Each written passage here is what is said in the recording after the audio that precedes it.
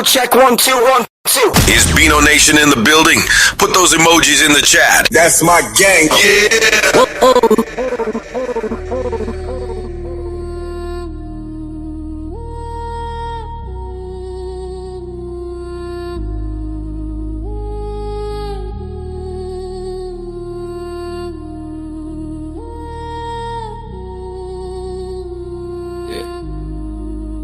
Woke up still grinding, dreams don't drift away. Blueprints on the table, paint the path my way. Stacks on my desk, starting out the day. Ideas lifting off, I'm the engine in play. Caffeine in my bloodstream, rhythm in my chest. I move with intention, never settling for less. Life is a chessboard, I'm 3 steps ahead. While they fade in dreams, I'm making that bread. Overload, but I still ride slow. Pressure on me, but it helped me grow. Overload, feel it head to toe. Still I hold the line when the storms all blow. Overload, but my heart won't break. Turning all the weight in the moves I make. Overload, yeah, the climb I take. Building up a world only real ones make. They talk 9 to 5, but I'm breathing the grind. Turning losses into lessons, polishing the mind. Phone buzzing, daily opportunity speaks. While they chase distraction, I'm reaching my peaks. Call me Alice, world weight on my spine. Every scar earned, made the blueprint refined. While they binge on noise, I'm ready for the clown. Turn a single spark to a fire divine. Numbers in my sight, dreams in my hands. Building every day with deliberate plans. I'm the pulse of the hustle, the strength in the night. Turning every shadow into sun with light.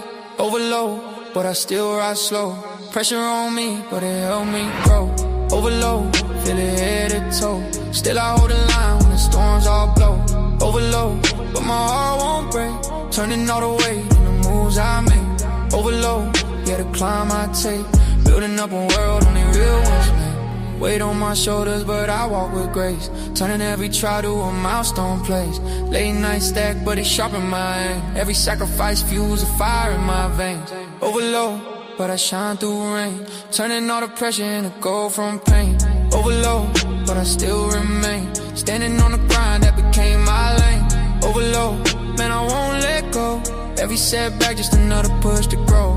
Overload, watch the empire glow. I was built for the heights, now I rise, now I know. Overload, but I move with soul. Holding every dream like it's made of gold. Overload, but the truth I hold. I was built for the climb, now I rise and unfold.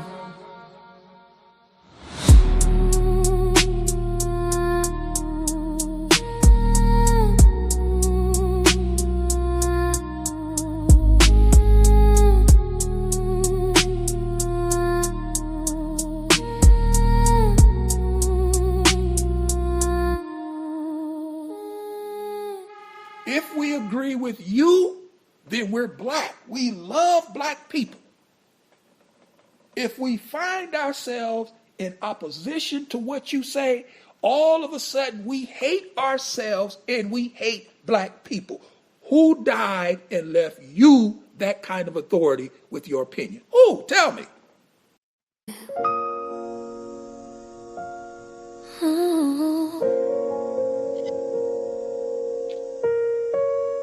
Let them talk, baby.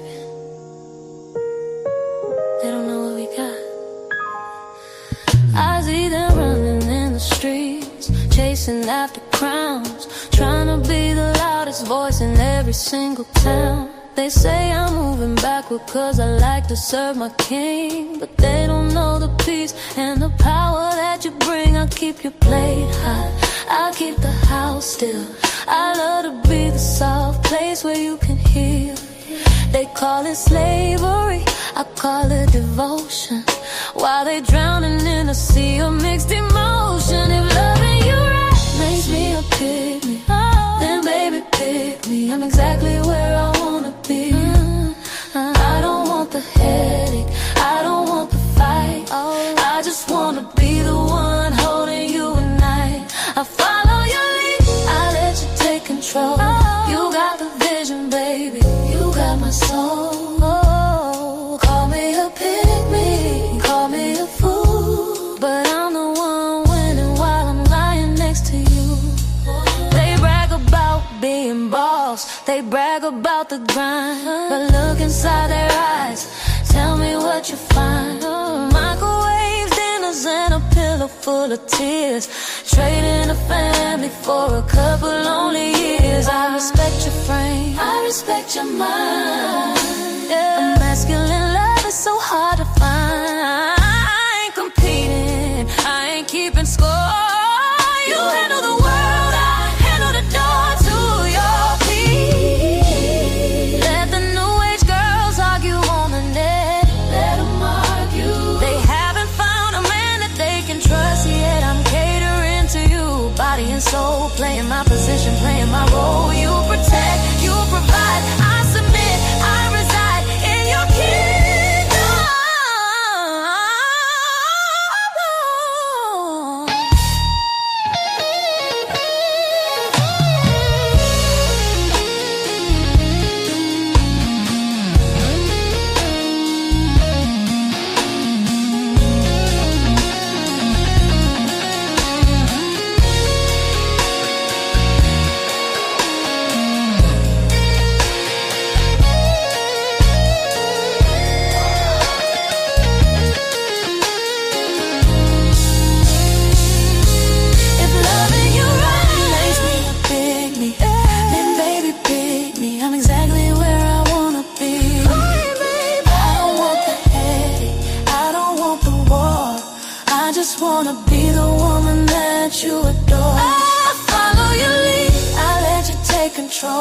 You got the vision, baby, you got my soul.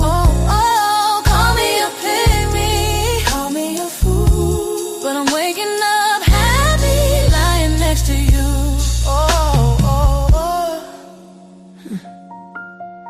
Let them stay mad, we'll stay in love.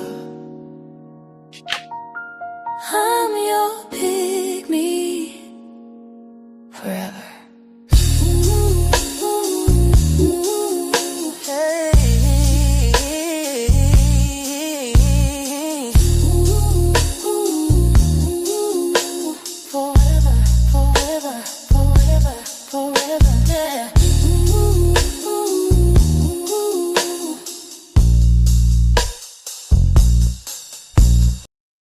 No, chill for what? Who is this nigga?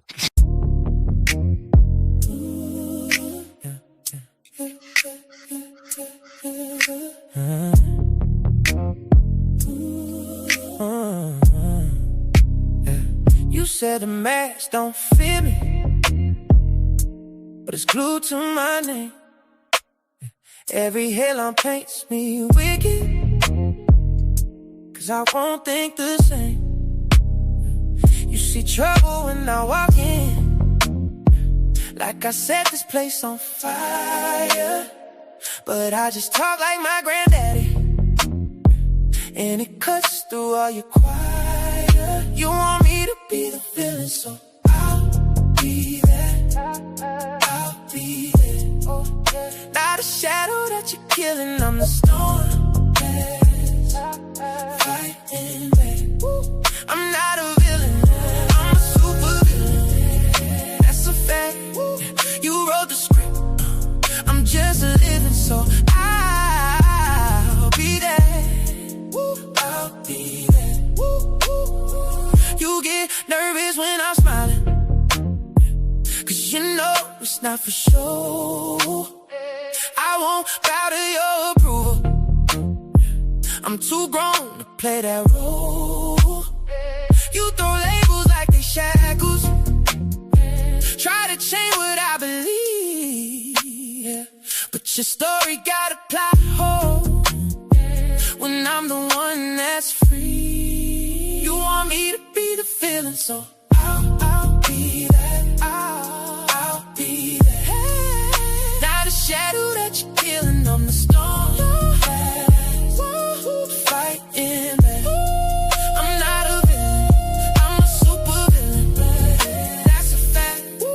You wrote the script, I'm just living, so I'll be that. I'll be that. Call me heartless, call me crazy, call me every name you know. All that talk just turns to power, watch my true colors glow. You want me to be the So I'll be there. Not a shadow that you're killing, I'm the storm. I'm not a villain, I'm a super villain. That's a fact. You drew the line, I crossed it grinning, so I'll be there. I'll be there.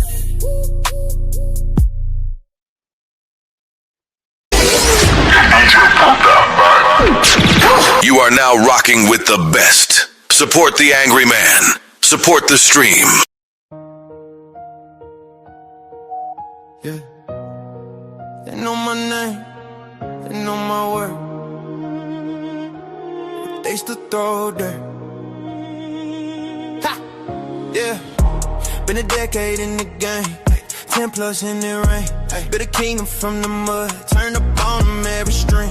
They were lurking on my chat, screenshotting every frame. Took my slang, took my cadence, then pretended we the same. They was praying for my downfall, while they copying my blueprint. Yeah.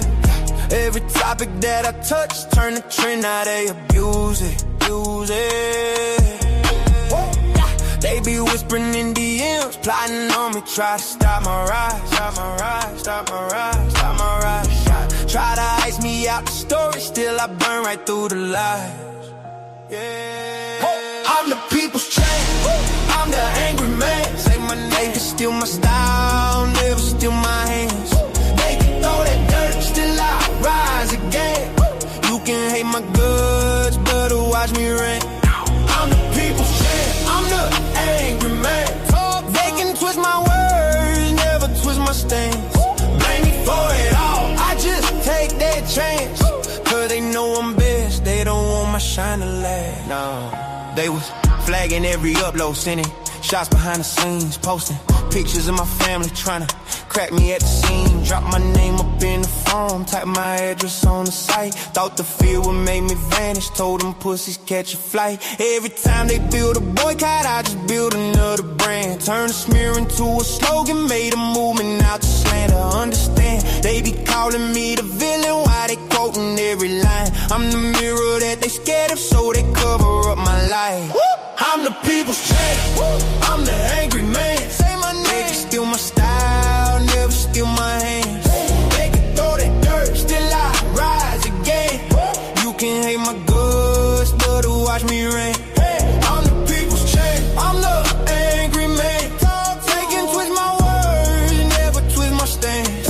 Blame me for it all, I just take that chance. Cause they know I'm best, they don't want my shine to last. They gon' blame me for the storm, blame me for the rain, blame me cause I said it, just remember we ain't the same. They gon' cry by my tone, but they study every take. You can hate on every move, you can cancel what I made. Nah, I'm the people's champ, I'm the angry man. Say my name, they can steal my style, never steal my hands. They can throw that dirt, still I rise again. You can hate my goods, but watch me rain. I'm the people's champ, I'm the angry man. They can twist my words, never twist my stance. Blame me for it all, I just take that chance. Cause they know I'm best, they don't want my shine to last. Cause they know I'm best, they don't want my shine to last. Yeah, they know I'm best, and that's why they hate the man. Radio check 1 2 1 2. Is BINO Nation in the building? Put those emojis in the chat. That's my gang. Yeah.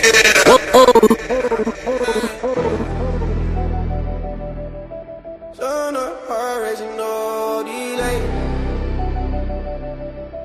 This life don't wait, so I'm on my way.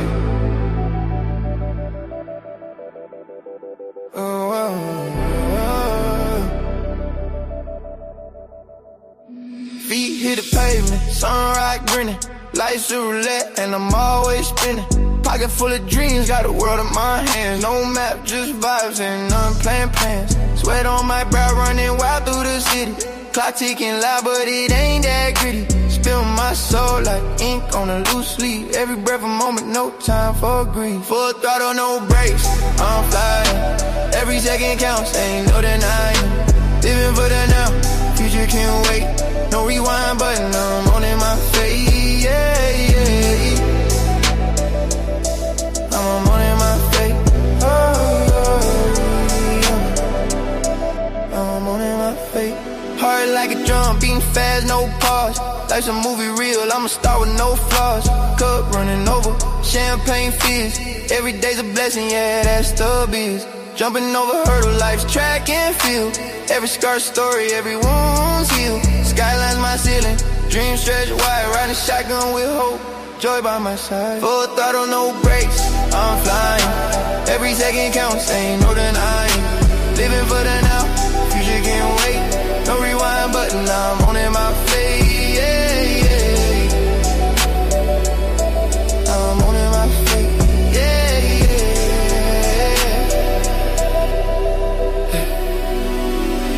Roll the dice, let it ride. Moonlit nights, ocean tide. Every heartbeat, a melody. Life's a stage, I'm the symphony. Slow it down, feel the sound. Breathing deep, feet on the ground. Then a spark, hit a call. One more run, give it all. Full throttle, no brakes, I'm flying. Every second counts, ain't no denying. Living for the now, future can't wait. No rewind button, I'm on in my face, yeah, yeah. No rewind, no regret. Sunset phase, but I ain't done yet, yeah. I'm on in my face, yeah,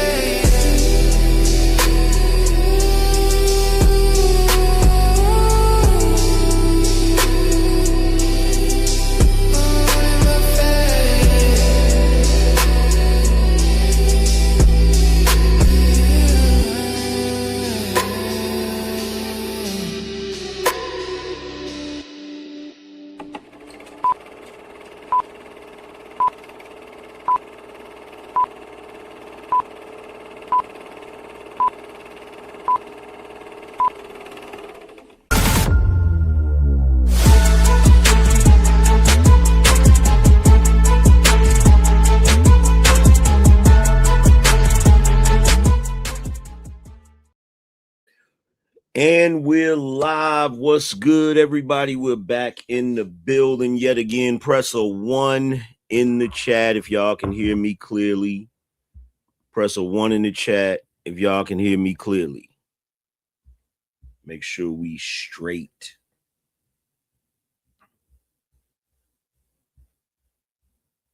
Okay, cool.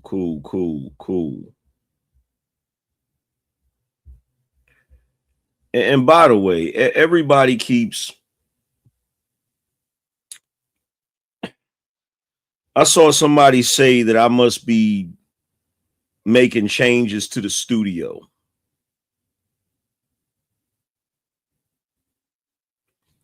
Let me show y'all something real quick. Stay right there.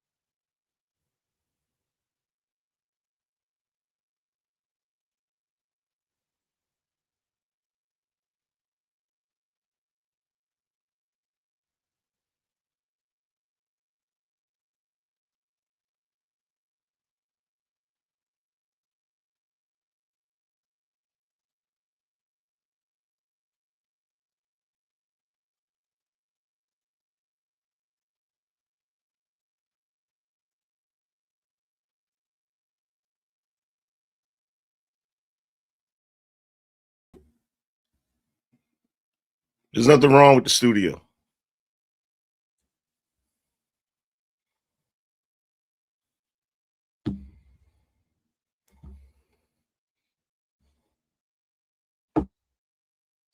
absolutely nothing wrong with the studio.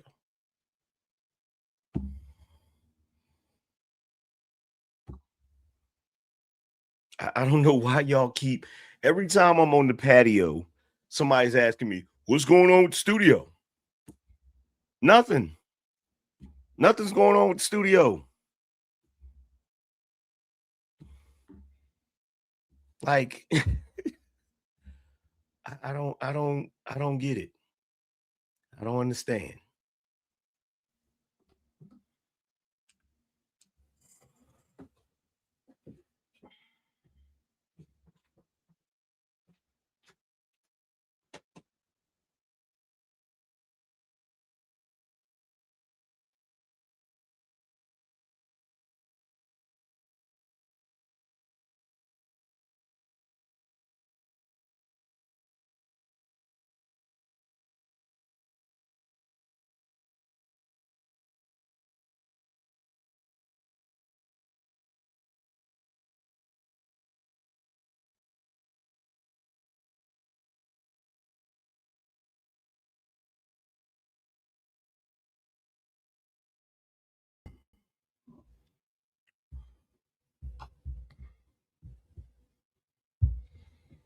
So,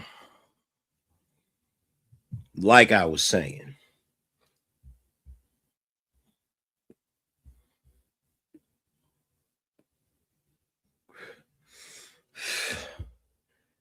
see, here's the thing that people don't get about me.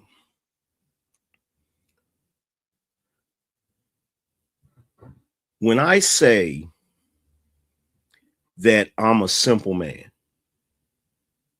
when I say I'm an old school man, people don't believe me. I'm the type of person, I could live in a mansion or I could live in an RV.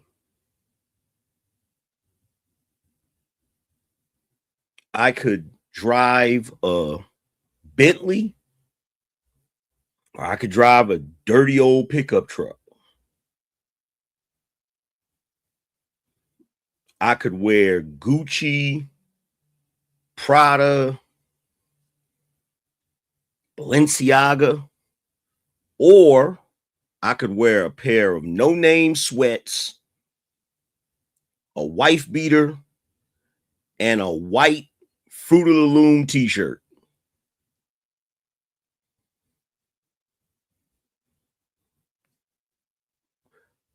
Makes no difference. And the reason why it makes no difference is because money doesn't make me. Money doesn't make me. I can have a studio that has thousands of dollars of equipment, and that studio, I have absolutely no idea how much money I've put into that studio, but it's up there because if I remember correctly, back in 2017, I know I had put in total damn near $20,000 worth of just equipment and, like all types of stuff. And since then, I've bought at least 3 custom signs, redid the shelving. I've bought amenities and lights and new cameras, and I just bought a Mac Studio that I'm waiting on to be delivered, which was, because the crazy thing is I got the keyboard and the mouse already in the mail.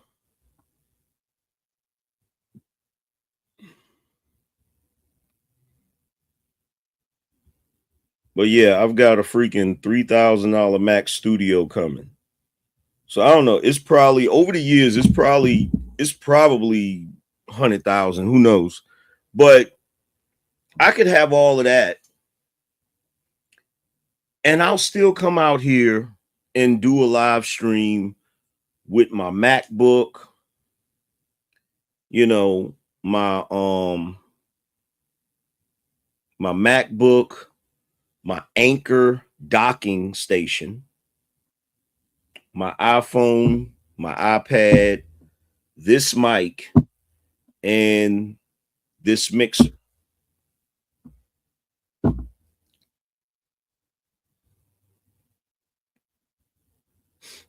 I could have did tonight's show up there in the studio, but I wanted to smoke a cigar. And I made a deal with my wife that I wouldn't smoke inside of the house because, quite frankly, she doesn't like the smell. It makes her it makes her nauseous. Like the smell of cigars makes her nauseous, right? And then on top of that, you know, I don't like the studio to smell like cigar, right? And I can't set up the type of ventilation system that I want to set up. So I'm like, I'll just smoke out here.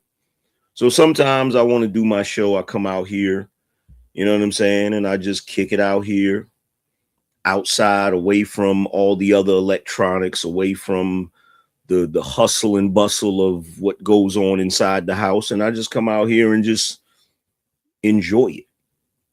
You feel me?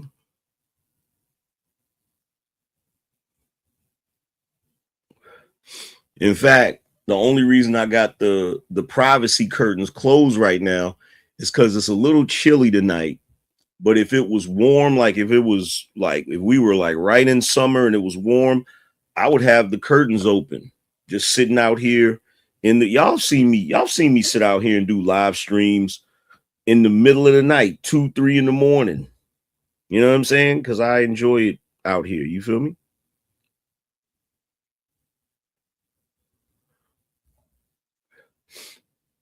So the one thing I can say about that, and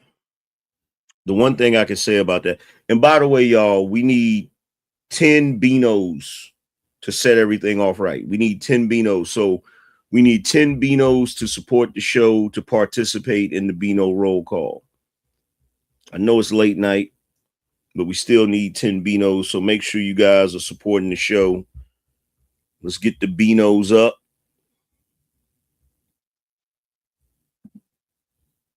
Let's get the BINOs up. But this is one reason, you know, when I tell you that the Angry Man don't change for nothing, you feel me? It's the truth. I'm me, regardless. Nothing changes me. Like the amount of money I make doesn't change me. Where I live doesn't change me. Like I've always been like this. I've always been like this. You feel what I'm saying? I can be bougie as hell when it comes to certain things, but I can also rough it. You feel me? I can also certain things I don't have to have.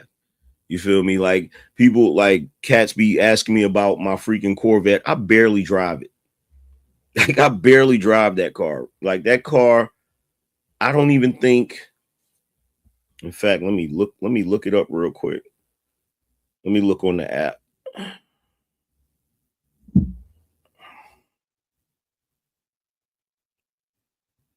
Let's see. It's not showing me the miles. But yeah, like I don't even think I got 10,000 miles on this car.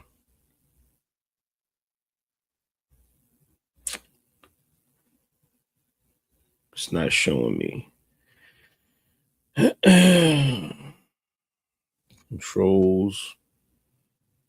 Yeah, it's not showing me. But yeah, I don't even think, I could be wrong, but I sincerely doubt that I've got 10,000 miles on this car because I don't drive it like that. I'll be in the crib most of the time. I'll be chilling. You feel me? My wife drives her car more than I drive mine.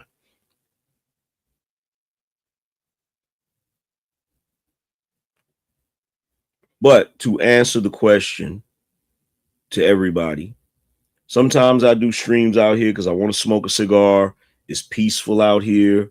There's no noise or whatever. And then on top of that, when I do streams this time of night, sometimes I get loud and I don't want to disturb anybody else that's sleeping, at a normal hour, So I just come out here. You feel me?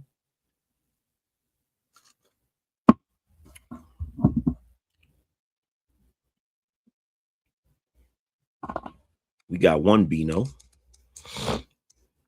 We need 9 more.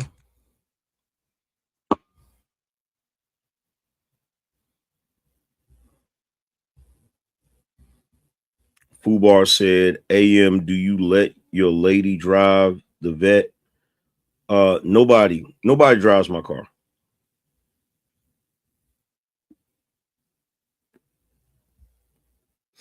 Nobody drives it.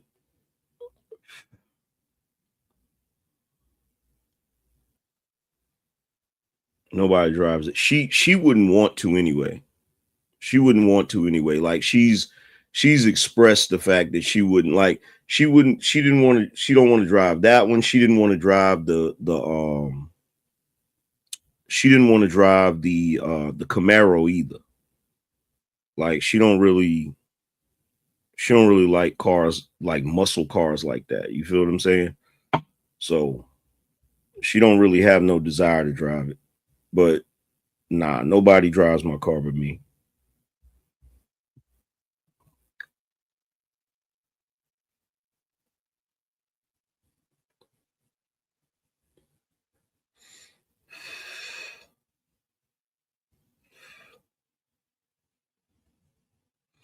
And then Cass will be like, yo, Angryman doing some kind of trickery.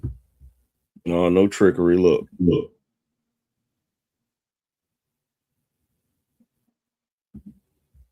There's a studio right there. In fact, they can hear me through the freaking speakers. Let me kick that joint off.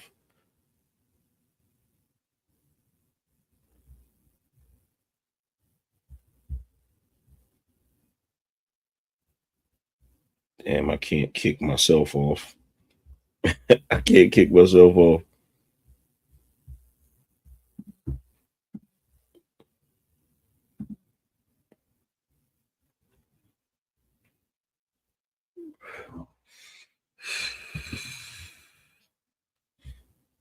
Damn, I can't kick myself off. Hold on.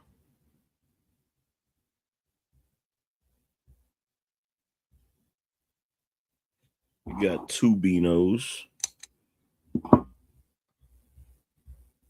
Hold on, y'all. Give me 1 second. I need to go up there and because they can hear me on them speakers, and them speakers is loud. Like, watch this. Test 1, 2. Yeah, see. Anybody upstairs can hear me right now. That defeats the whole purpose of me being out here. Hold on 1 second, y'all. I'll be right back.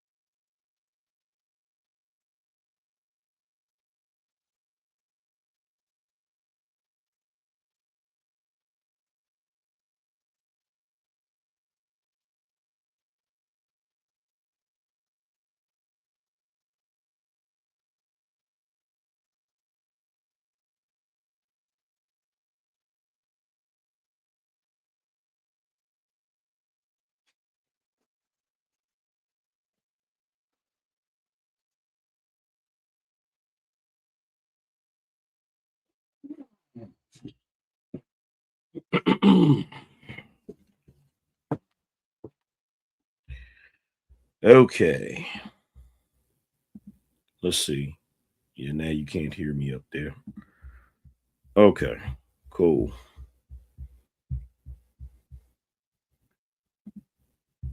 Let's see. How many BINOs do we got now? We got, I think we got 3. Yeah, we got 3 BINOs.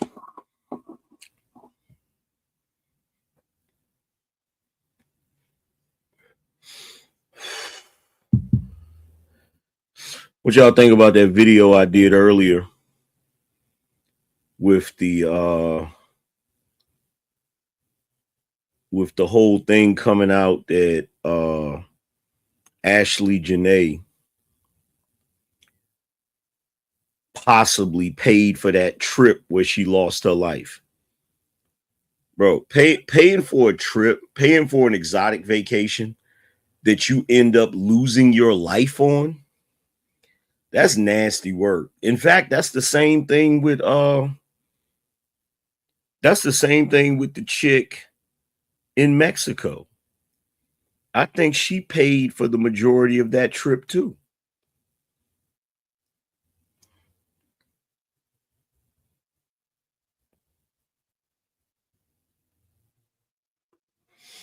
Let's see. Old school lover said it's not even hood proms. It's more like bougie black people with money showing poor black people that we're better than you. So we're going to flex our black privilege. Bro, I don't even know. I don't even know how to explain to you how wrong this statement is. And I'm, matter of fact, I'm gonna break it down after we do this BINO roll call. After we do this BINO roll call, I'm gonna break down why this is an incorrect statement.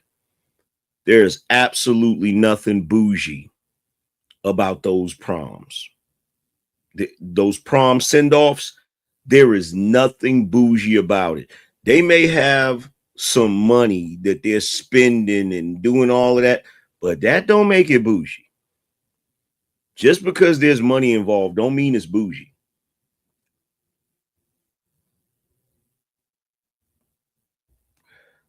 And they certainly not better than anybody. That's for damn sure. That's for damn sure. So I'm gonna save this comment and we'll come back to it once we get our 10 BINOs. Let's see. We got 3 BINOs so far. We need 7 BINOs. What's good? What's really, really good?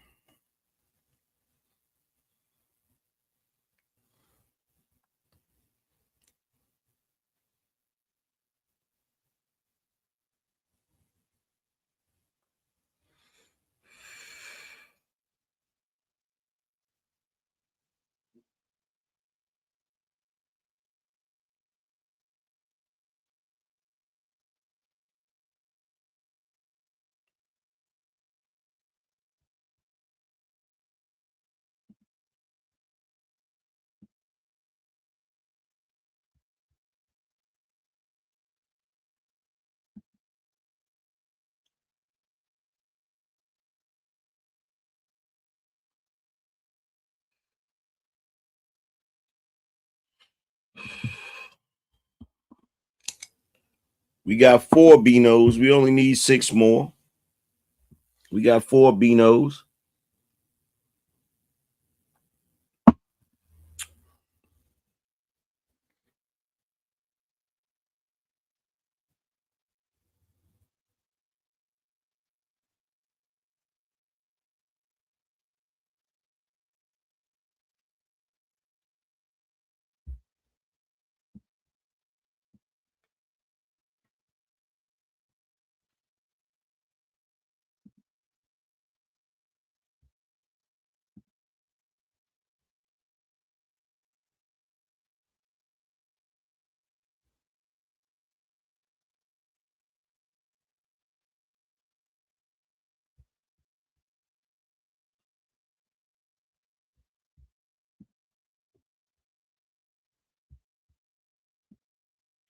Kendra said it's one of my favorite words, ostentatious. Yeah, that's exactly what that is. That's exactly what that is. That's exactly what that is.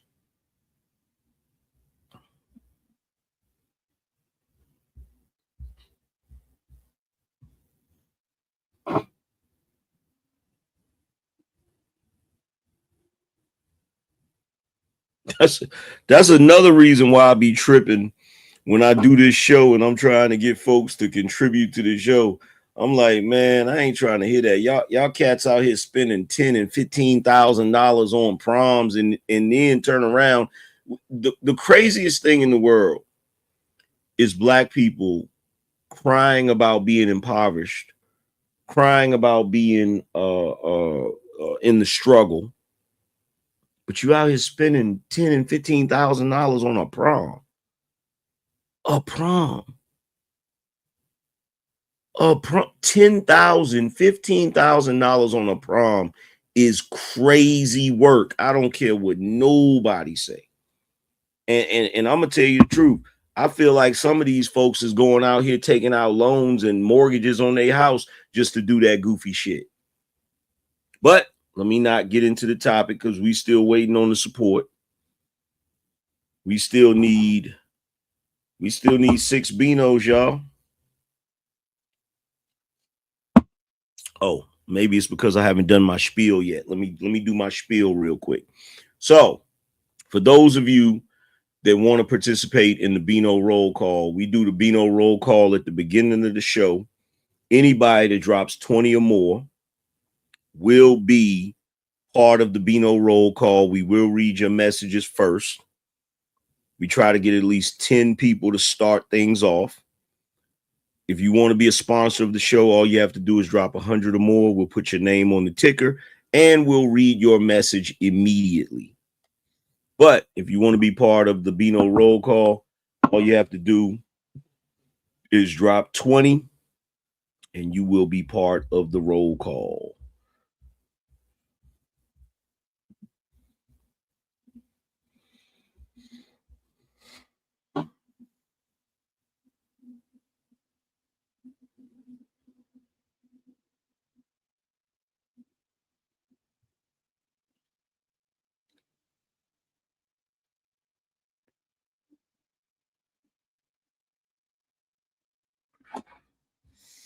Another BINO. Now we only need 5. Now we only need 5 BINOs. And just so y'all know, I'm gonna go in. I'm gonna go all the way in. Somebody needs to go all the way in. Damn, it's about time for me to dye the old beard again.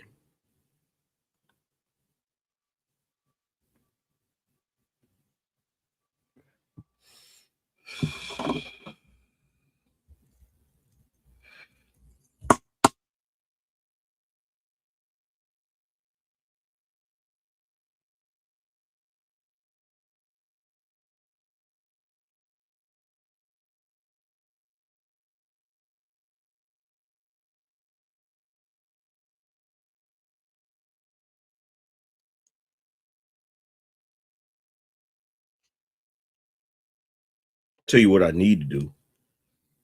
I need to order me a box of freaking undercrowns.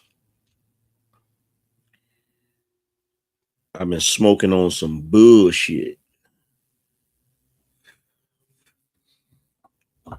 Like the freaking cigar store out here, they always running out of undercrowns, and I feel like it's my fault. They don't run out of undercrowns in general. They just always run out of the undercrowns that I smoke. And I feel like that's my fault. I feel like not that I'm buying all of the undercrowns, but I feel like a lot of people watch me that are in the Raleigh area. And so when they hear me say I smoke undercrowns or whatever, and it's a good cigar, I think they go to the freaking cigar shop and they just grab all of the undercrowns, the 60 gauge joints, the Maduro 60 gauge, because they always out of it. Always.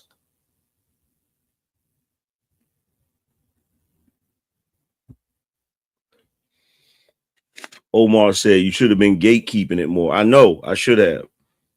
Every time I came on the show, I should have just had the cigar and not had the band showing or even said anything about it.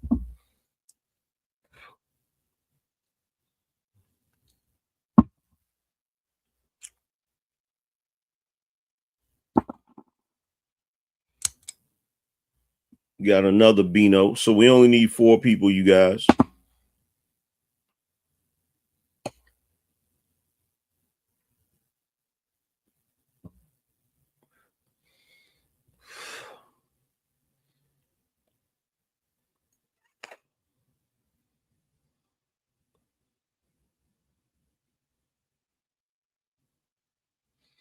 Let's see. Infinite Vibe 555 said stunt for the gram. I ain't mad at it.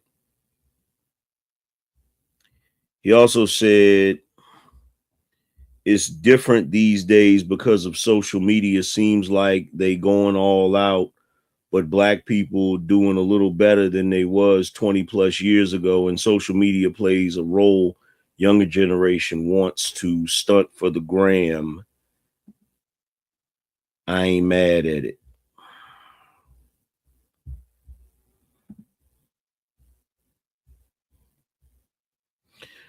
My man Cutie Exec said you gotta order them, bro. Sometimes cigar shops are limited to 2 or 3 boxes per location due to the price they get them for. Yeah, I know. I just hate waiting.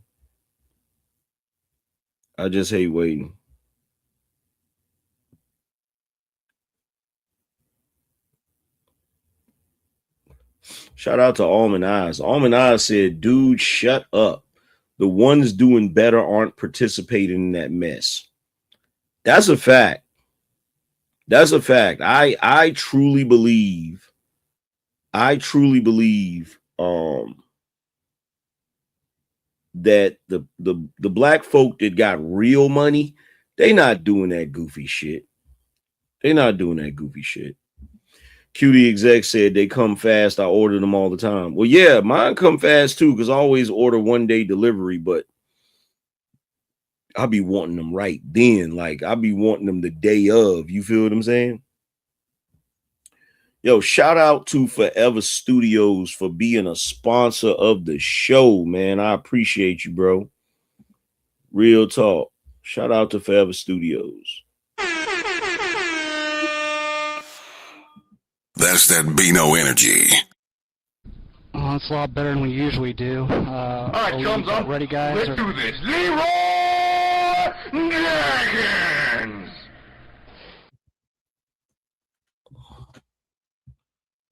Forever Studios said, blessings, Angry Man. I appreciate you, bro. Real talk. Shout out to you.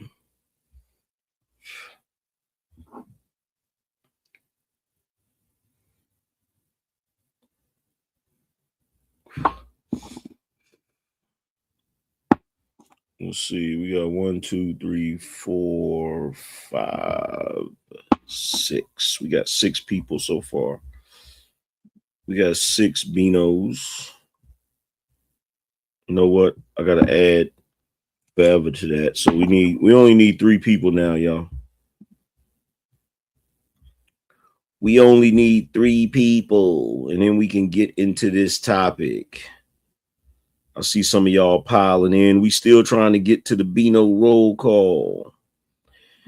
Let's see. Infinite Vibe said, I don't see it as mess. We as a people always been doing the most for prom because you really only get one. It seems like they doing more now, but I don't think of different generations going to prom and different. Let me ask you a question, bro. How old are you? If you don't mind me asking, Infinite Vibes, how old are you? By the way, y'all, we only need 2 more people. Excuse me, 1 more person. How old are you, if you don't mind me asking?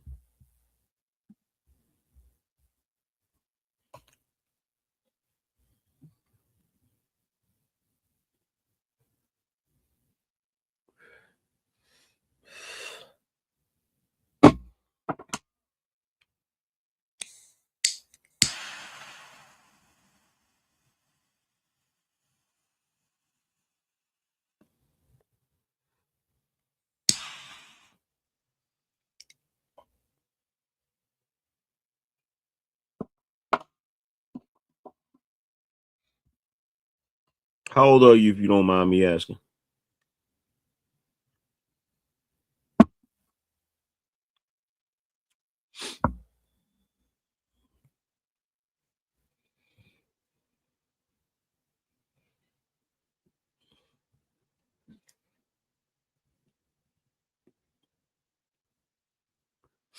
Charles Davis said, Arkansas repping you, bro. Appreciate you, fam. Shout out to all of y'all in Arkansas.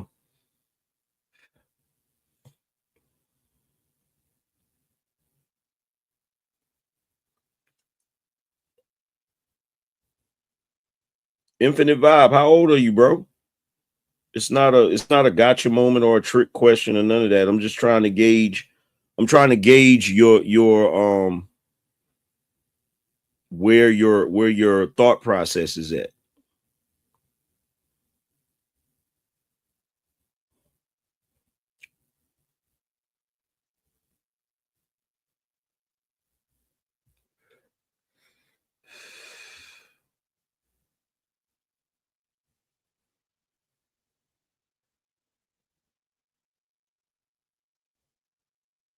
He must be young because he ain't answering this question.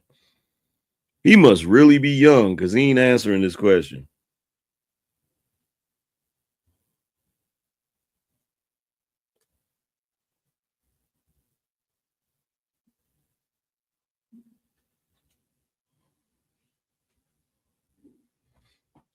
Let's see. Q said, never do one day. It's a scam. Just do UPS ground.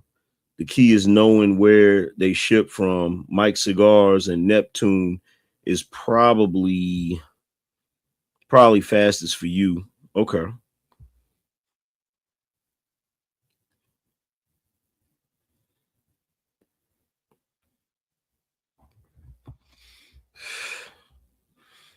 Well, y'all already know what I'm gonna say, right? Anybody, I don't see anybody that's young having a problem with this new trend. And the reason why I don't see anybody that's young having a problem with this new trend is because, quite frankly, he still ain't answered the question. Why, yo, I gotta ask you, Infinite Vibe, why are you refusing to answer the question, bro? How old are you? Are you in your 20s, your 30s? He said, no, I'm not young, I'm just aged well. Bro, that doesn't tell me anything. It doesn't tell me anything. What's your age bracket, bro? Are you in your 20s or your 30s? What age bracket are you in?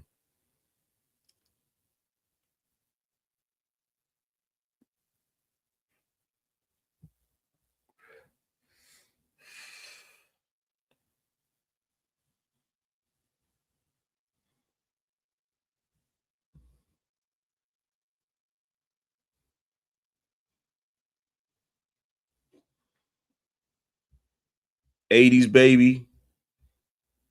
So you in your 30s. Let's see.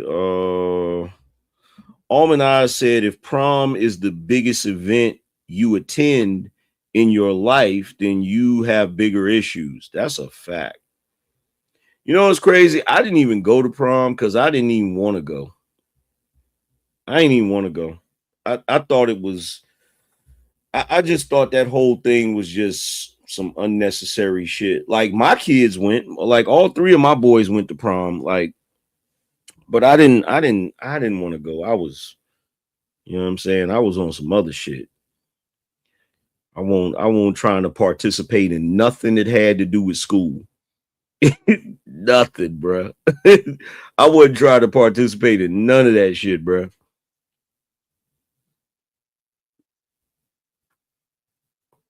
I was a rebel. I was a rebel without a cause, nigga. I just didn't care about none of that shit, bro. None of that shit. I ain't give about none of that shit. I was that dude. You know how in school you had that one dude. You got that one dude that just don't care. Like You know what I'm saying? He be in other people's, you know how when you have lunch, everybody gets assigned, you might be assigned this lunch, and then you know another group is assigned this lunch. But I was one of them dudes that would be going to everybody's lunch and shit, skipping class. You feel me? I'd be in the damn, I'll be in the you know how the field, you know how the football field and all of that outside of the school has its own bathrooms. We'd be out there smoking and shit. Bro, I was not a good student at all. I was not a good student at all. Cutie exec said young angry man was that nigga shit back then. Yeah, that's what I was on. Bro, I was a straight up savage back then. I was on some bullshit. I ain't even gonna front. I ain't even gonna hold you and even act like I'm not even gonna perpetrate. Say you might have skipped, but you still got knowledge, and that's appreciated. Well, here's the thing, right? Now that I'm older and I understand the way school works, I probably would have been a better student if I would have been in private school. If I would have been in a school, if I would have been in a school with a better curriculum where they actually challenge you, I probably would have been better. The reason why I didn't like school is because it was boring.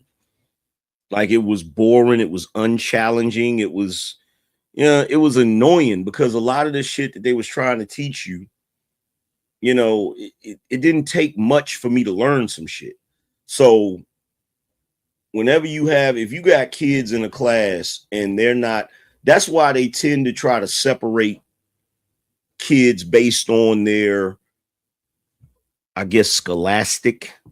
Is that the word? Scholastic ability? I don't know, but they try to separate kids because if you have kids that learn faster in a class with kids that learn slower, you're going to lose the kids that learn faster to daydreaming, boredom, and shit like that because they got to sit there and listen to everybody else take forever to learn some shit.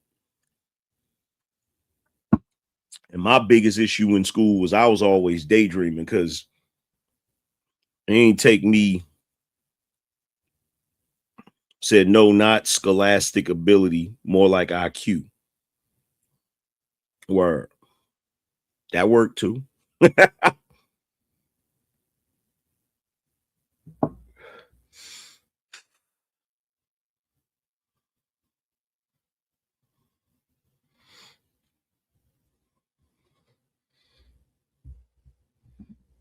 All right, y'all. We need one more person to set it off.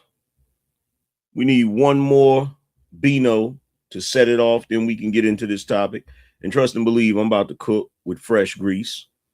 We're going to go back to that comment that the brother made, and we're going to get it in.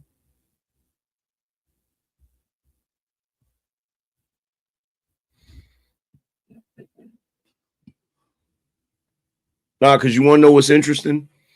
What's interesting is I found out later in school, but especially after school, after I was out of school, I found out I love learning shit when it's actually something I'm interested in. When it's something I'm interested in, bruh, I will devour that knowledge. Like I will immerse myself in it if it's something I'm interested in. But the problem with school, with public school, is they go about it from this cookie cutter sort of ideology. They think all of the children learn the same or have the same interests and things of that nature. And it's like, nah, that's not the way it works. I'm a firm believer that the public school system has to be reimagined. Shout out to Ab, appreciate that. The public school system has to be reimagined. It needs to be configured. You know what I'm saying? Because it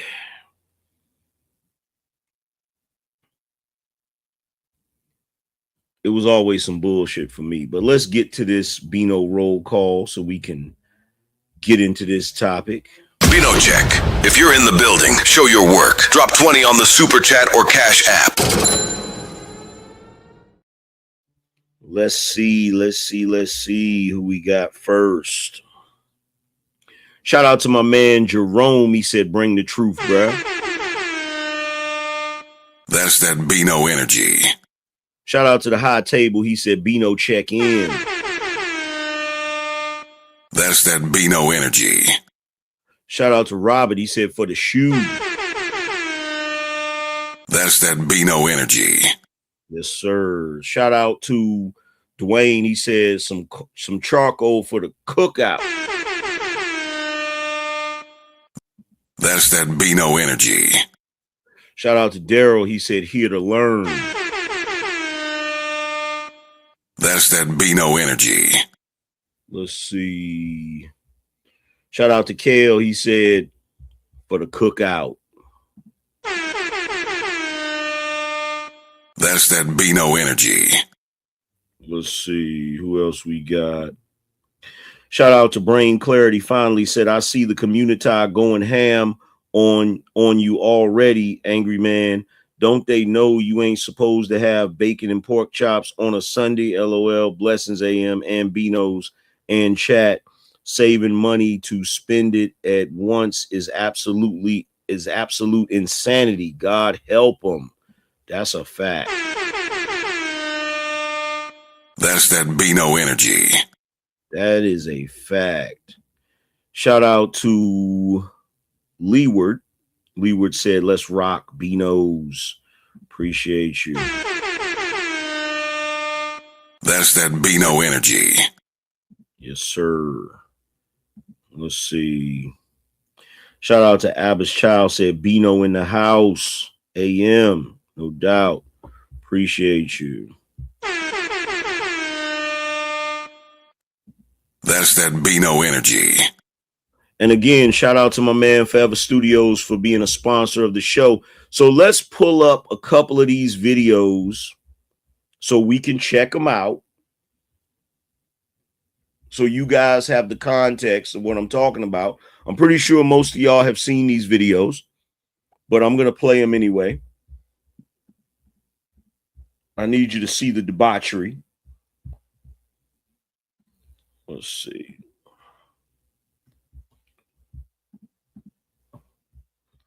So let's check it out. Let me get my stuff right. There we go. So let's go to this first one.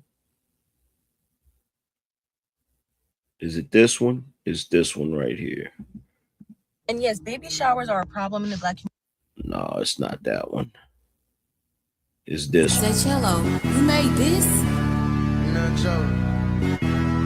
Not joking. Yeah.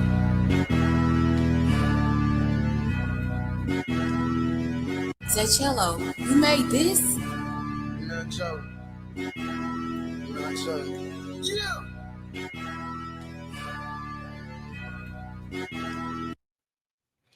Now, the first thing that comes to mind is this new generation.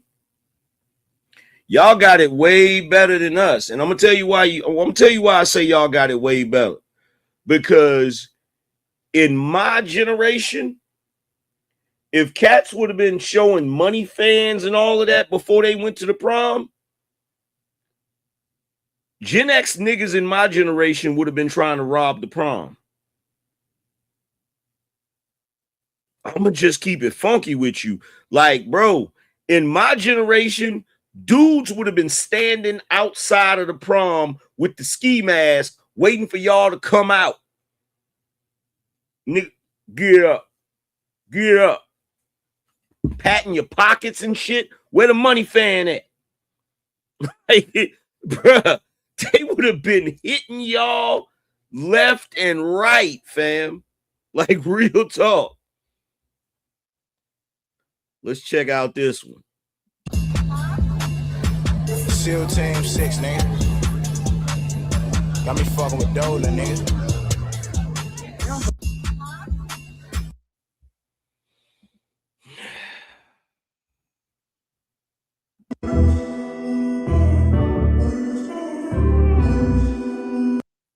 He got a goat on a leash. Tell me that ain't some demonic shit. He got a goat on a leash.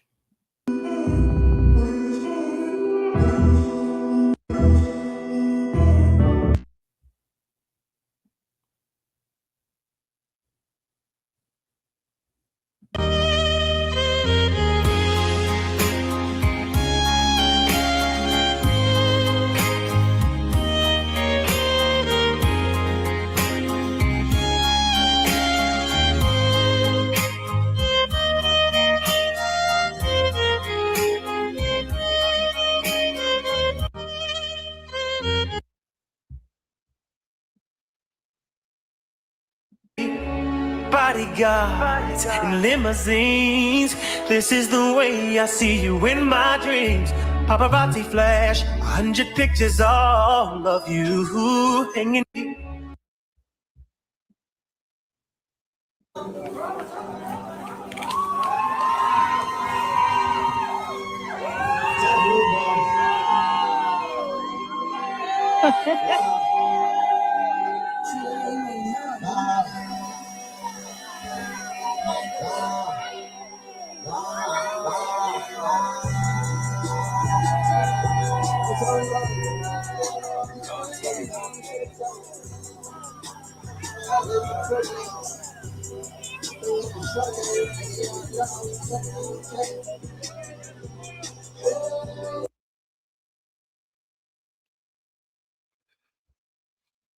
Now, I got another version of this video, so I got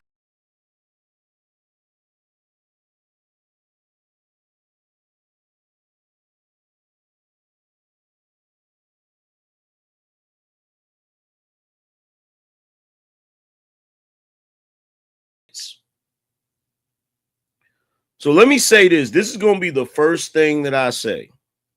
This is going to be the first thing that I say. Look at the slew-footed stance with the clown shoes.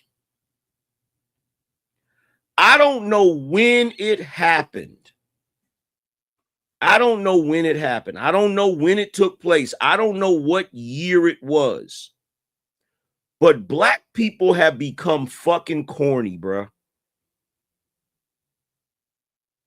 This is some cornball shit right here. What he has on is corny. And I don't know if you noticed, but I think that's his mother and his father, and they trying to match too. They got on the same sneakers, the same socks, and fatigue shorts. This is some corny shit, bro. And I'm going to tell you something. I'm going to tell you some real shit. I'm going to tell you some real shit. If your parents is doing a prom like this for you, I hate to break it to you, but your parents aren't adults.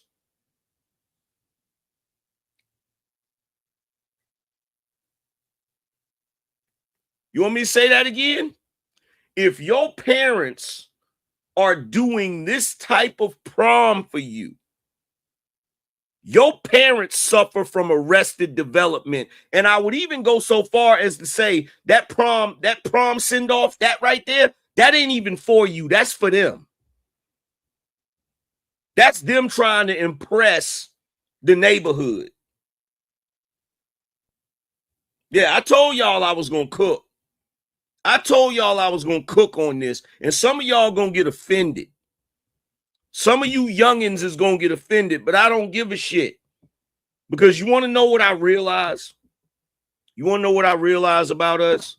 I finally figured out what the problem is with the black community. I finally figured out what the real problem is with the black community. Press 1 if y'all want to know what the real problem is with the black community.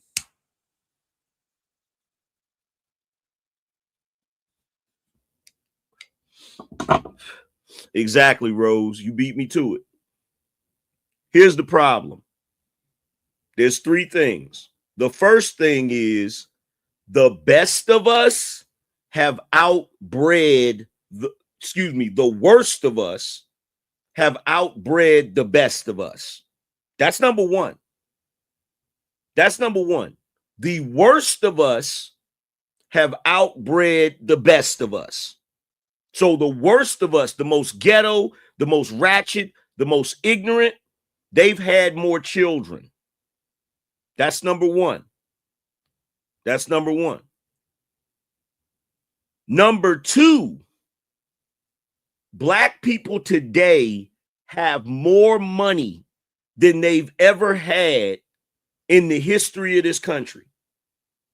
Today, black people make more money, they have access to more money, and they can accumulate more money.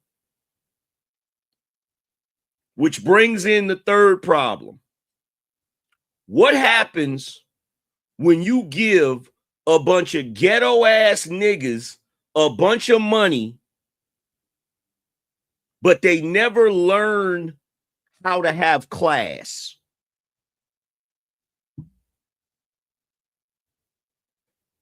See, these fools, they too stupid to understand that real money is quiet, not loud. I'm gonna say that again. Real money is quiet. It's not loud.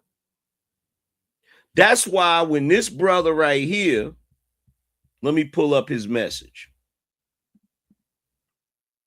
That's why when this brother right here said it's not even hood proms. No, that's exactly what it is. It is hood and ghetto prom send-offs. That's exactly what it is.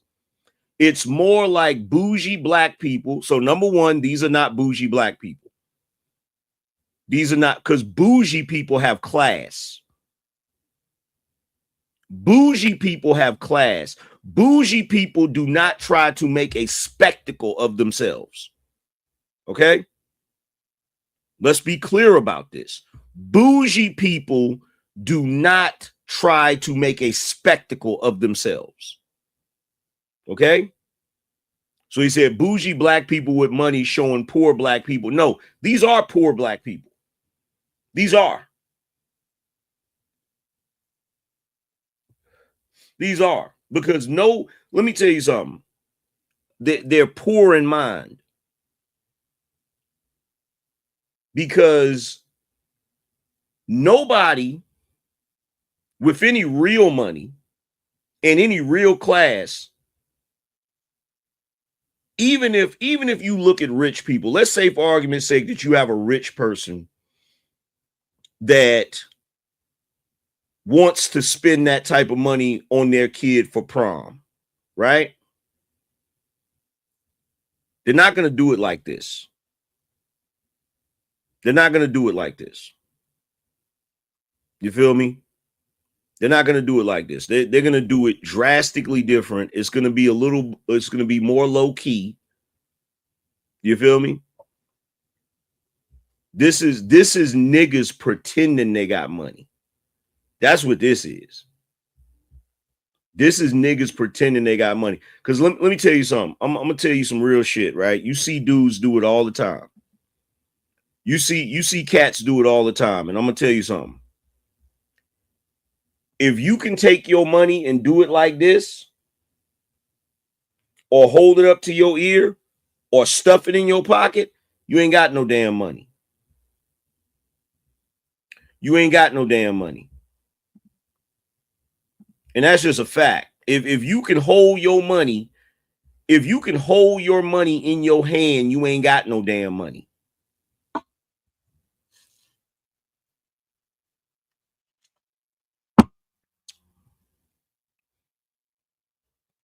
If you can hold your money in your hand, you ain't got no damn money.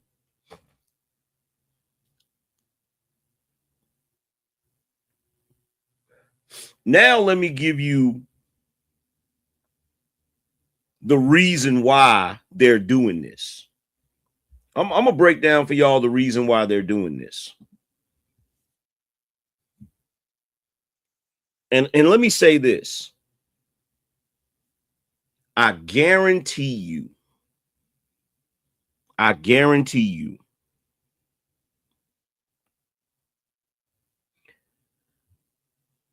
the first person to come up with this idea was a black woman that's a single mama. I bet you any amount of money that the first person to do this type of prom send-off was a single mama and a black woman. Now, I'm going to tell you why. Because ever since it has become more difficult, ever since it has become increasingly difficult for black women to get married, they have been trying to substitute that wedding ceremony with other shit. This is why you see them with the super extravagant baby showers, the super extravagant birthday parties, the super extravagant prom send-offs. It's because they know in their mind they're never going to have that day. You know how when women get married, the girlfriends be telling them, today's your day. Because that's usually when people go all out, a wedding, right? A wedding. If you look at a lot of these prom send-offs, you have the parents walking their daughter. They've created a makeshift aisle with the ropes, and you got the red carpet, and you got the balloons and all of that shit. It looks like a makeshift wedding. And they're walking their daughters down the thing, and you got all of these people standing there taking pictures and shit. It's a substitute for a wedding. And it's more for the parent than it is for the kid. Now, some of y'all gonna say, but come on, Angry Man, a lot of these prom send-offs, it be a black man and a black woman. Yeah, guess what? The father's oblivious. He don't know.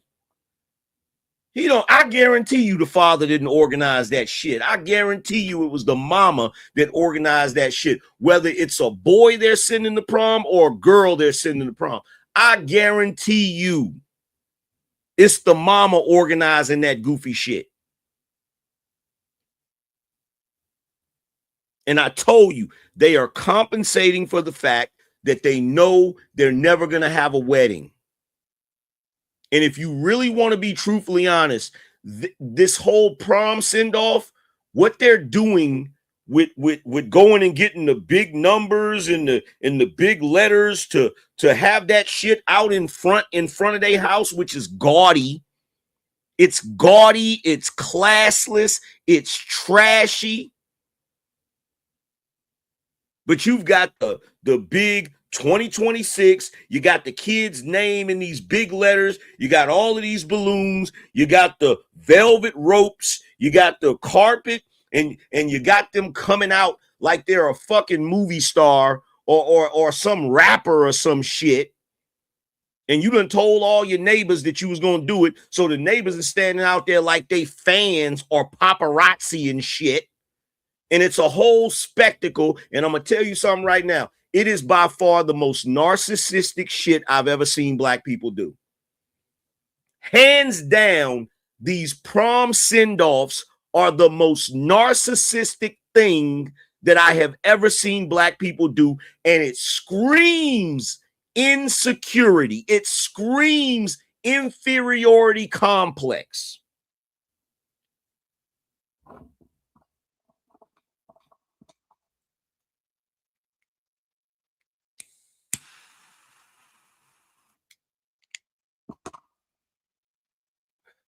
This is black people still feeling like they ain't shit. That's what this is. This is an overcorrection. This is, well, when I grew up, I didn't have a birthday party. So I'm going to have a super extravagant birthday party. And I'm going to say shit like I'm celebrating my birthday week or I'm celebrating my birthday month. When really, what you should do is you should grow the fuck up.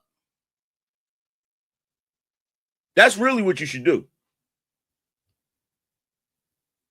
You should grow up. Right? Because look, the same setup you see for these proms, I've seen people I know on Facebook doing this same type of setup for their birthday. Only difference is they got a freaking king chair and everybody's dressed up and they taking pictures and they in front of this thing like they're on the red carpet event. It is the most annoying, narcissistic thing I've ever seen in my life. But like I said, it's, I didn't have any birthdays, so I'm going to celebrate my birthday week. I'm going to celebrate my birthday month, and I'm going to go all out, and I'm going to be extravagant in this, that, and the third, and blase blam, right? Same thing with the baby shower. I'm probably not going to get a wedding, so I'm going to have this super ridiculous baby shower.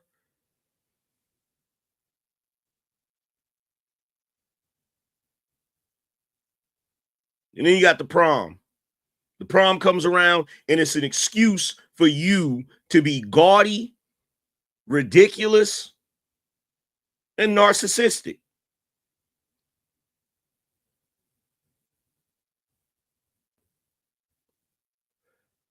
And it's like, grow up.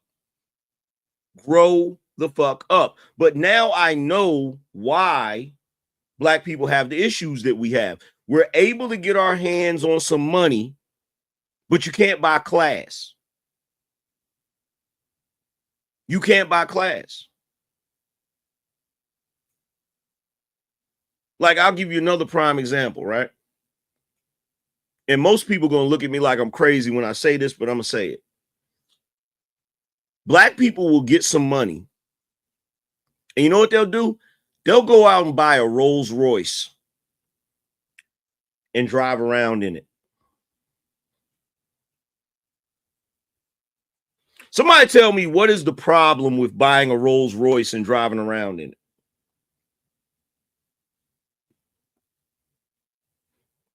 They'll buy a Rolls Royce and drive around in it. They'll buy a Maybach and drive around in it. What's the problem with that, y'all? Somebody tell me what the problem with that is.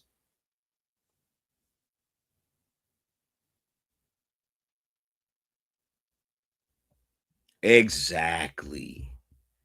Exactly. Those type of cars were not made for the owner to drive.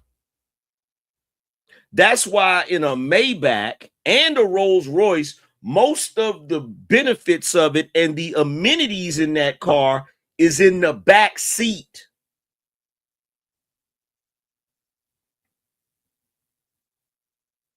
You're supposed, if you buy that car, you're supposed to be able to afford a chauffeur. A chauffeur, right?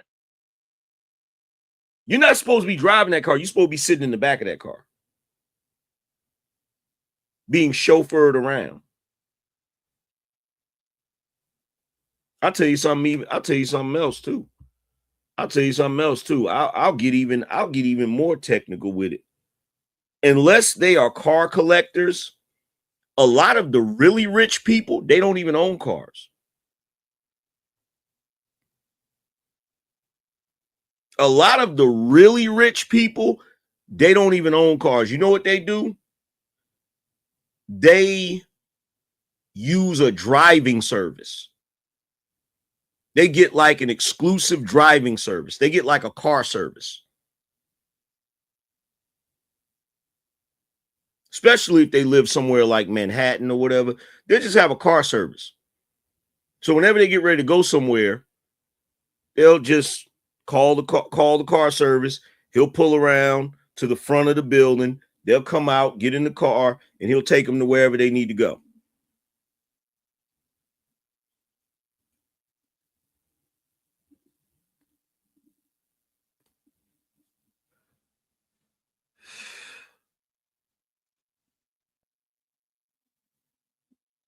But that's the problem that I see.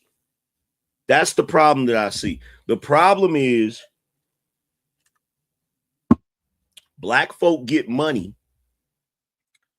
but they don't know how to act with money. And I hate to say that. I hate to say that because that's some cliche ass shit, but it's the truth. Black folk will get their hands on some money and they don't know how to act with money.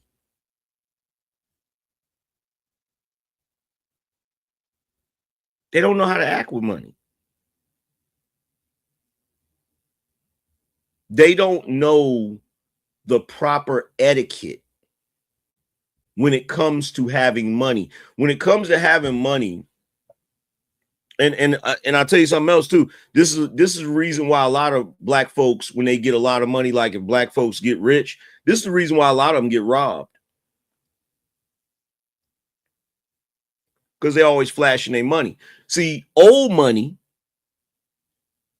white folk that had money, they were smart enough to know if I walk around flashing this money, being gaudy and all of that shit, somebody gonna try to rob me. Somebody gonna get offended. Somebody gonna get pissed off. That's the reason why most of the luxury brands did not print the name all across the clothing.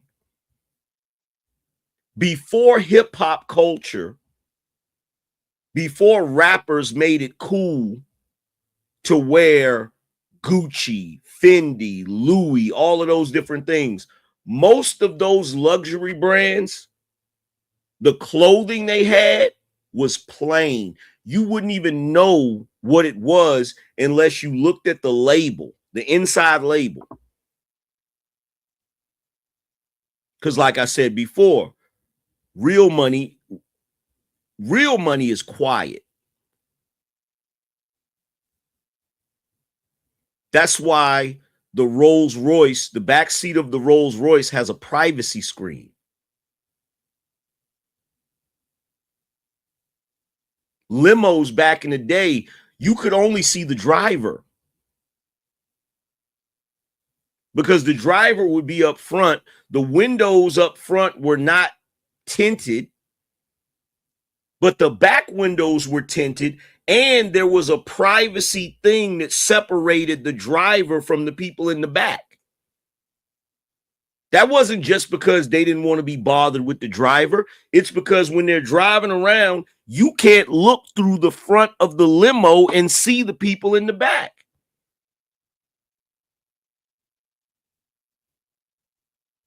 Because rich folks, actual rich people, they never wanted you to know.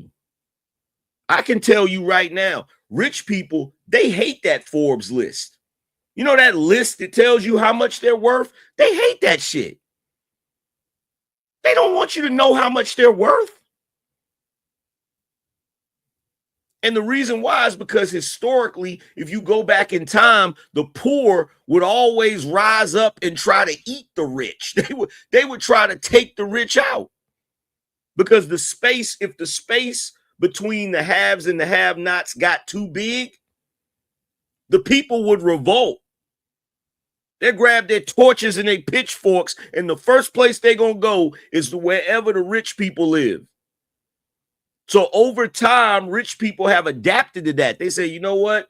We going to keep it low key. You go to New York City, there'll be a millionaire on the train, and you won't even know he's a millionaire. You walking through Times Square, you probably pass numerous millionaires. You might even pass a couple of billionaires walking on the street. You would never know it because they don't dress like millionaires. They don't dress like billionaires. They're not walking around with a bunch of gaudy clothes on that shows you how expensive their clothes are and a bunch of jewelry. They're not doing that.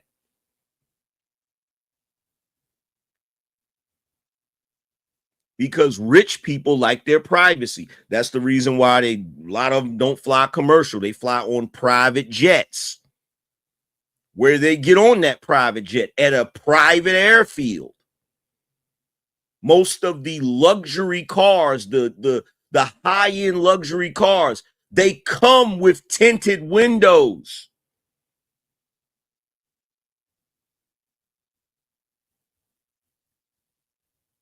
Rich people with real money live in gated communities, communities you can't just go into.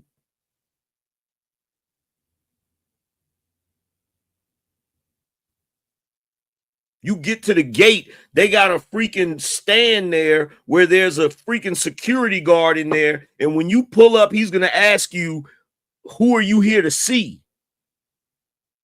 And if you ain't on the list, he's not letting you in there.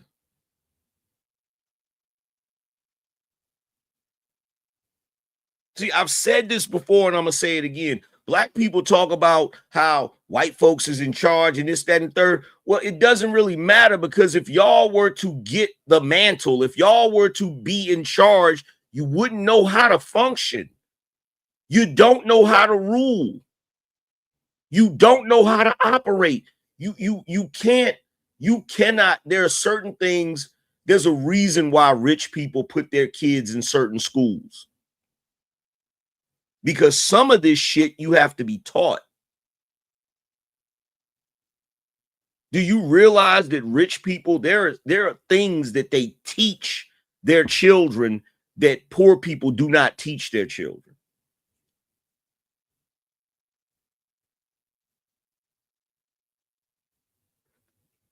I remember watching a documentary about the 1%.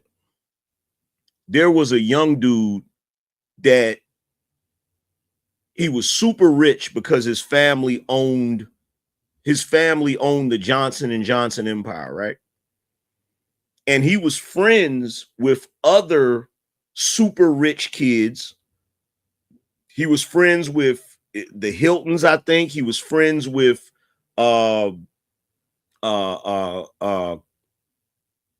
Carnegie's great grandson. He was friends with numerous people, right? And he wanted to do a documentary about the 1%. And he's in the house with his father. Now, if you looked at the inside of their house, you would never think that they were super rich. We're talking about billionaires, right? The way his father dressed, you would never think that he was a multi-billionaire, right? But his father saw him with that camera. And he said, "What are you doing? Why you got me on camera?" And he starts telling him what he's doing, a documentary. He said, "Why are you doing that? Why are you doing that? No, don't put our business out there. Why are you?" You know, he had a long ass conversation with him about this on camera, basically telling him he does not approve. Do not do this. It got so bad that at one point, the lawyer showed up. His father called his lawyer, and the lawyer came in and started having a conversation with him. So what do you plan on doing with this footage? What do you plan on doing with this documentary? And the son explained it. He said that wealthy people do not want you to know that they're wealthy. They don't. They don't. This is why when you see rappers that become super rich, this is why they're always targets, because they don't know how to separate themselves from the lower class people. They don't know how to do it. They think they can make all of that money, be rich, and still be around people that's struggling. You can't do that. You can't do it. What is it? In fact, it's cruel to do so. It's cruel to do so. Let's say a rapper comes from the projects, right? And let's say this rapper is a multi-millionaire. He drives Lamborghinis. Every time you see him, he's got $30,000 to $50,000 in his pocket. All he wears is luxury, not luxury, expensive ass type of clothing, and he's got all these jewels on and stuff, and he thinks he's gonna kick it with the people from the neighborhood the way he normally does. Bro, you're standing next to people that's wondering how they're gonna pay their rent, wondering how they're gonna pay their light bill, that probably didn't have nothing to eat that day but some fucking oodles and noodles.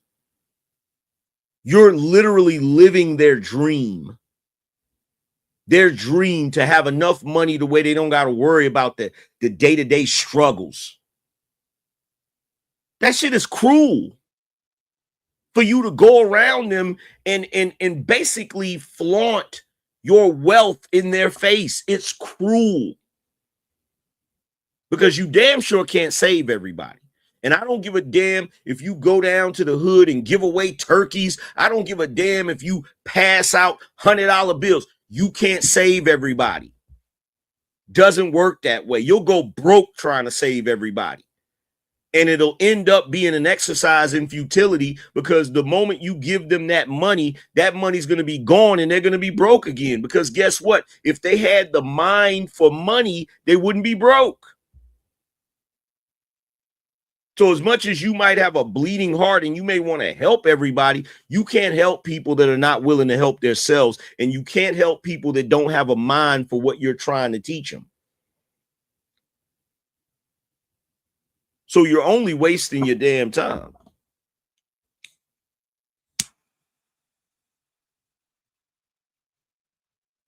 You want to help people in the hood? This is what you do. You go to your lawyers and you go and set up a meeting with the mayor of that city. And you say, hey, I want to purchase some land. And I want to, you know, them old buildings or that area that's got that old stuff, this rundown or whatever. I want to purchase that, and I want to break ground and create a community center. I want to contribute to these charitable organizations. That's how you help the community. You don't help the community by going down to the hood and passing out turkeys like you're Nino Brown. That's not how you help the community. If you want to help the community, how you help the community is you set up things that help them help themselves. That's what you do. You don't go down to the hood around Christmas and give away bikes and shit. That ain't shit. That's you trying to feed your ego. That's you trying to show everybody, look how benevolent I am. I gave away turkeys in the hood and I gave away bikes. Shut the hell up. If you really want to help, create a charity, hire somebody to be the head of that charity, hire some people to run that charity, and help people that way. Get regular people that aren't rich, put them on the board of that charity, pay them a salary to deal with the common folk.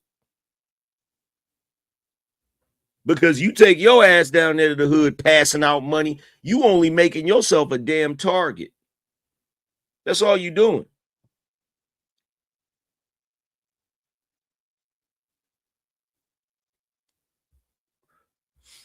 That's all you're doing. And look, every single time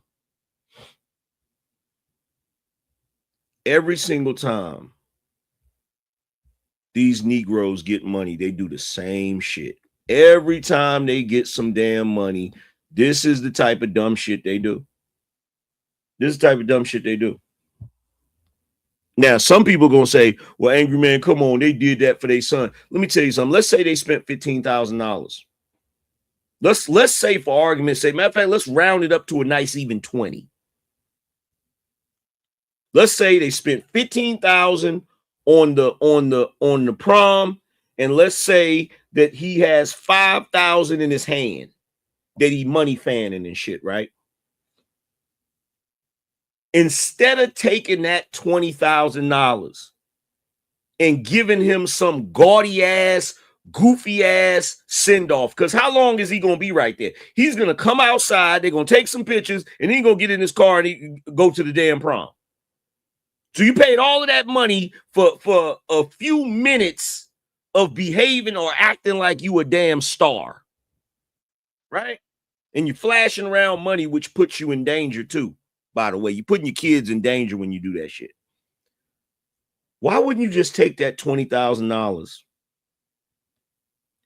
and go to Vanguard or Charles Schwab and put that $20,000 in a freaking brokerage account and invest it in the S&P 500 and just let it sit? Just let it sit. And every time you think about spending some ridiculous amount of money on your kids, instead of spending that money on your kids, take it and put it in that damn brokerage account and set it to where it will automatically invest in the S&P 500. And don't even tell the kids about it. Don't even tell them.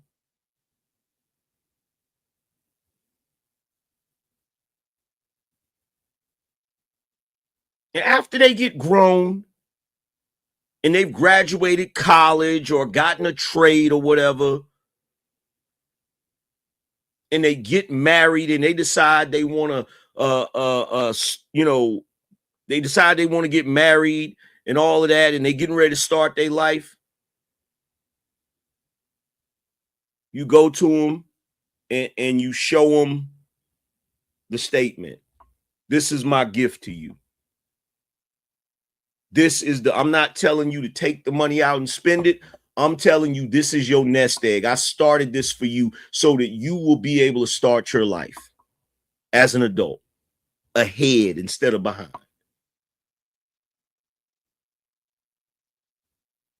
Why not do that? Why not do that?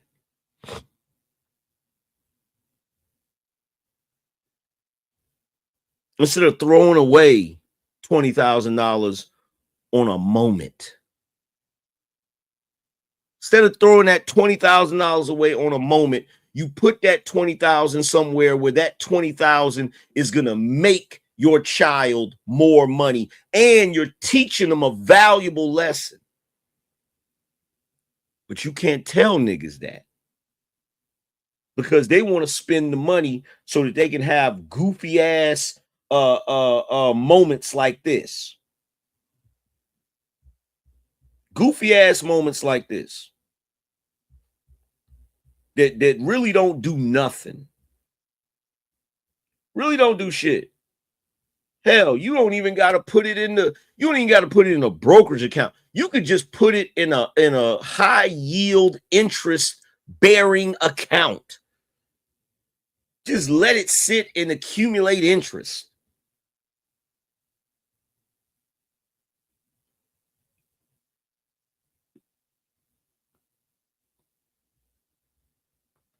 Instead of doing something that's going to feed your ego.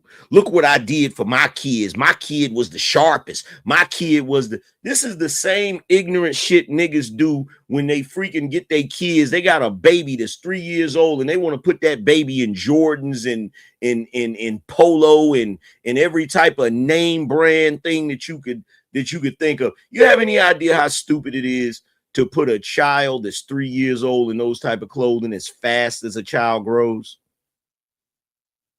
That's the dumbest shit in the world. And niggas is so backwards that they'll look at me and say, you dress like a kid. And I have to remind them, bro, the clothing I wear was not made for children. I'm not wearing osh gosh bagosh. The clothing I'm wearing is made for adults. You ass ignorant niggas is just too backwards to understand that shit, because you've been spending so much time in the culture dressing your children like they're adults. Which came first, Foot Locker or Kids Foot Locker?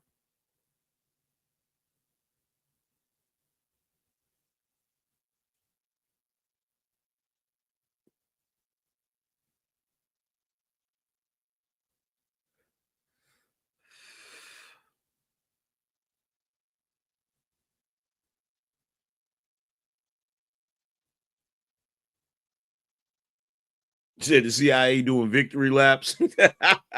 Bro, let me tell you something. They did them victory laps a long time ago. You hear me? They did those victory laps a long time ago. Shout out to Garrett. Garrett said, as a Gen Z dude, I agree with you, Angry Man. I appreciate that, bro.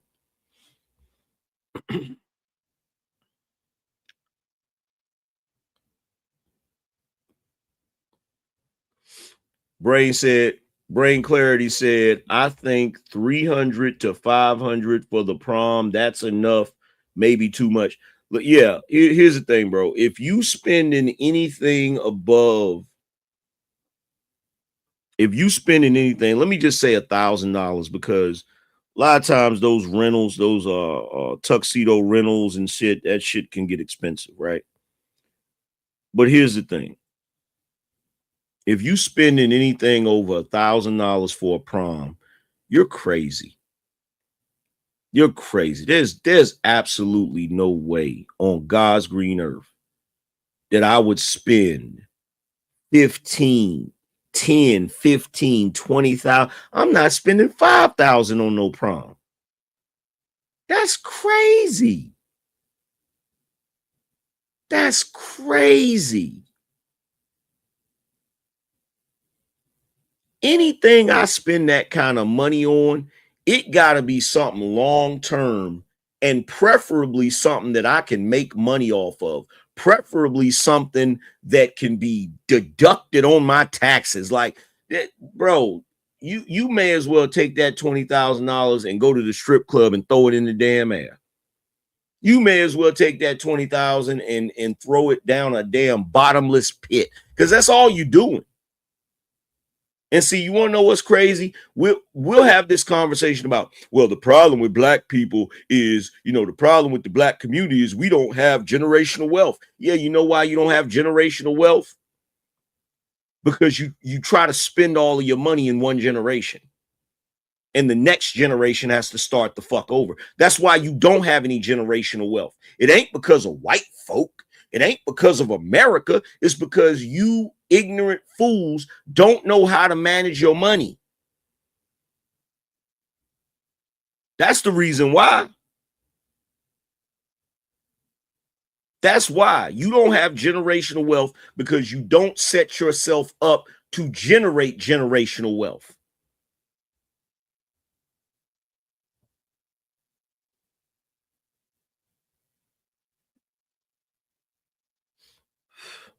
Do you realize that black folk generate over $2 trillion a year?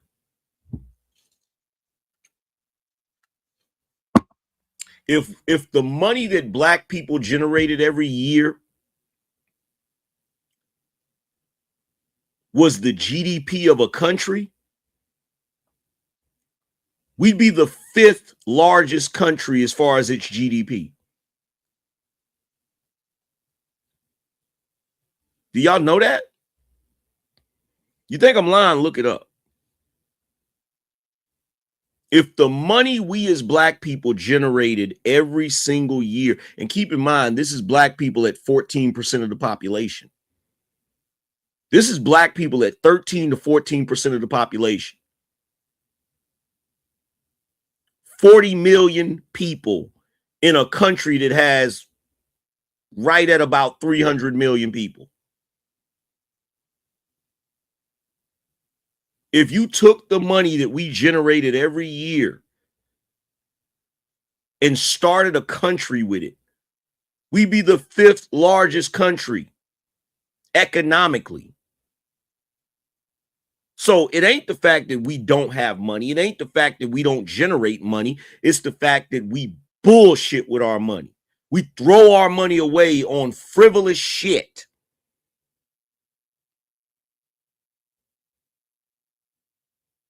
Now, some people might be like, but Angry Man, what about all of the shit you done bought? You done bought Louis Vuitton bags and Coach bags and Polo and all of this. You know the last time I bought some shit? Do you know the last time I went Polo shopping? It's been years. I haven't bought a Coach bag in years for myself anyway. I think it's been over a year since the last time I bought one for my wife.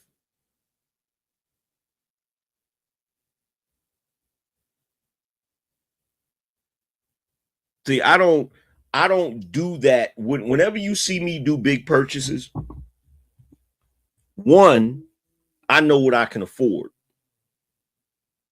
I know what I can afford.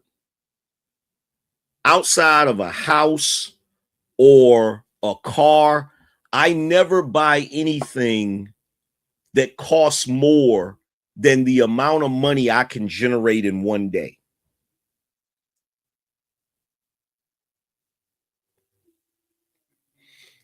If I can't generate that money in one day, I'm not going to buy it.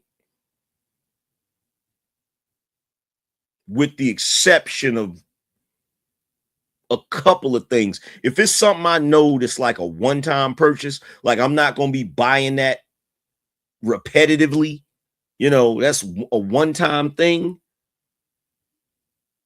then I might fold a little bit. You feel me? But even if I do, I'll do something like I'll put it on a payment plan.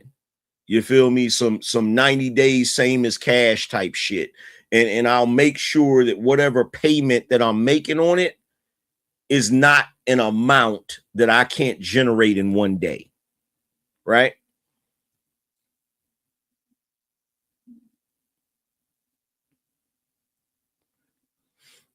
And if I can, I'm going to try my best to make sure that whatever I purchased was tax deductible, if possible, right? But I see people that get their hands on real money. I mean, get their hands on real money, and the way they just throw it away. It makes me sick to my stomach. It makes me sick to my stomach. Like, one thing you're never going to see me do, you're never going to see me get up here and tell you how much I make in a day, how much I make in a month, how much my net worth is. You're never going to see that happen, because I'm smart enough to know that when you start making a lot of money, the more low key you need to be. The more low key you need to be. Like my car, you feel me? I don't be driving my car in any neighborhood. I don't be doing that shit. I make sure that where I drive my car, whatever zip code that is, those type of cars be in that zip code. I don't play no games. I don't play no games. That's why, like, certain parts of VA, when I go to visit my family, right, I breeze in and breeze out. I don't be lingering. Because I already know what time it is.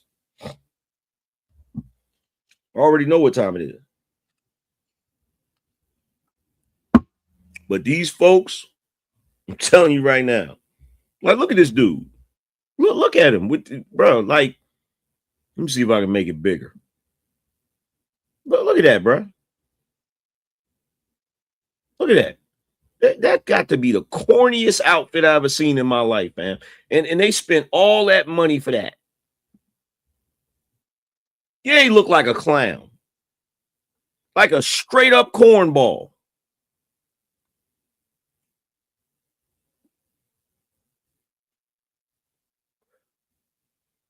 Like a straight up cornball.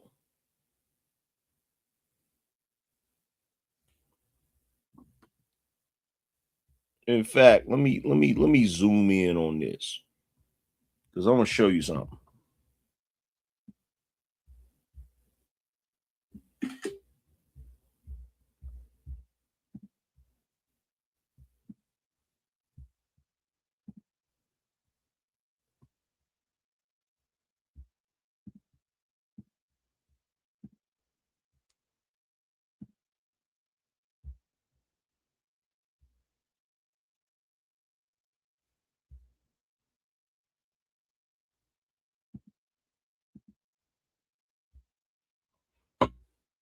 Just look at that, y'all.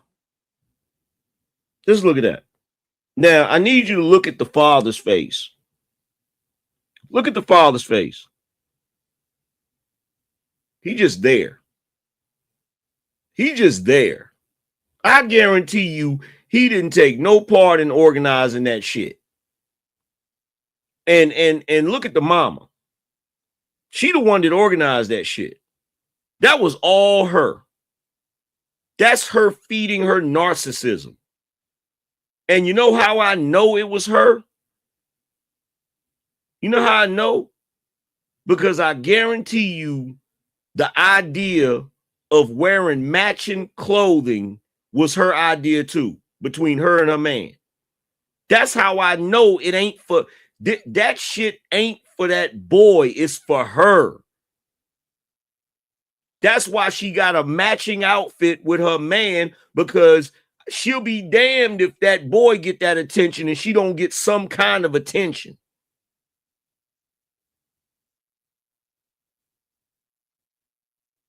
And he's standing there looking crazy. Do you realize in the 90s what the way we would have clowned this outfit in the 90s, bruh, the way we would have went in on this outfit in the 90s, fam.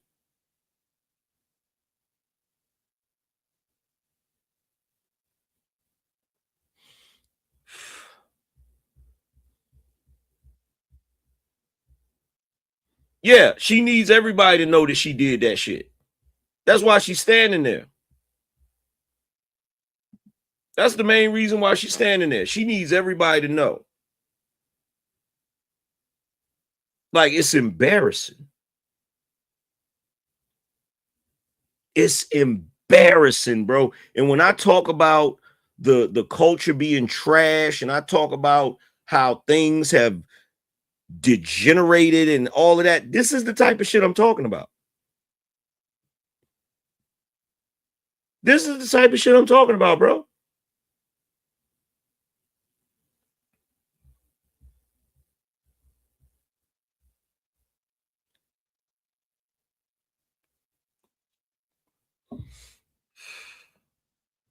In the 90s, you know what we did? Those of us that did go to prom, you know what you did? You went and got a black tuxedo. That's it. The girls went and got a prom dress. The boy showed up to pick up the girl and he brought a corsage. That's it. That's it. That's it. Or do y'all not remember that classic episode of The Cosby Show when Theo wanted to go all out? Him and his homies wanted to go all out for prom, and they try to do a helicopter ride. And you saw how them girls came in there with their hair all over the place because the helicopter ride was a bad idea. That's what happened when you try to pour syrup on shit and call it pancakes.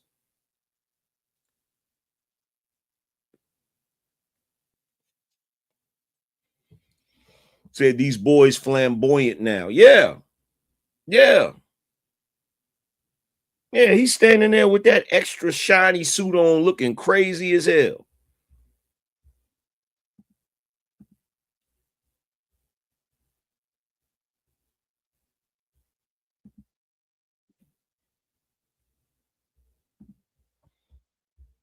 Let me turn the music off real quick. Like, just tell me, what is the point of this? What is the point of him standing there? This is another reason why I said this is for the parents. Who do you think gave him that money? Who ain't no teenager got no job that's bringing in that kind of money? Who do you think gave him that money? That's how I know it's for the parents.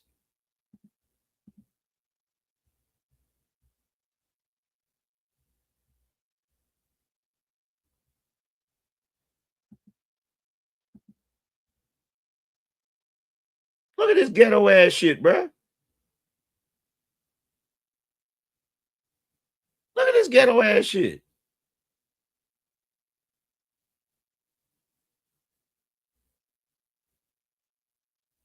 There used to be a time where, as teenagers, we would have been embarrassed.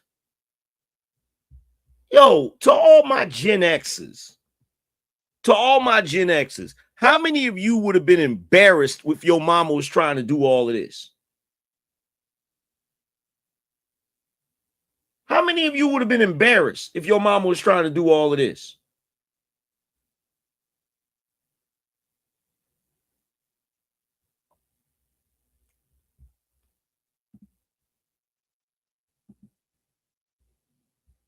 Got him coming out like he about to go accept some kind of award or some shit. Him coming out here like he accomplished something, like he about to accept the Nobel Peace Prize or some shit.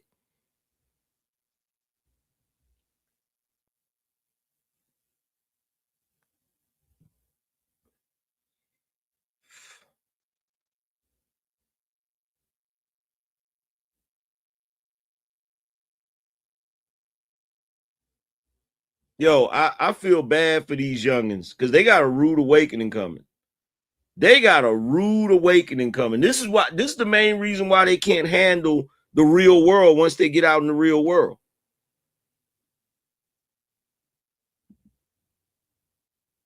This is the main reason. Look at this narcissistic shit. She done went and took photos. They done got the photos blown up. Look at this shit. They done got the photos blown up and shit. Look at this shit. Somebody in the chat said, somebody in the comment section said, nothing says self-absorbed and high maintenance like. Exactly. Somebody said this is too much. And somebody said, at least did you graduate with honors and #1 from your generation? Look, somebody said, oh, to be rich. They not rich. Bruh. This is crazy. This is crazy work. This is narcissism. Watch my man, though. Watch what my man got to say about this shit. What year was it? I want to know, what year was it?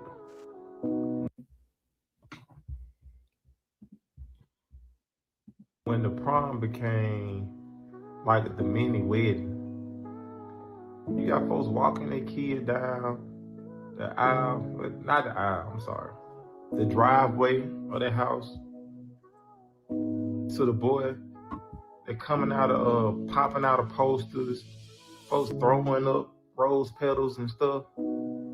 Dresses costing $1,200. You got to get the bust down, $500 hair, $200 makeup, $200 nails.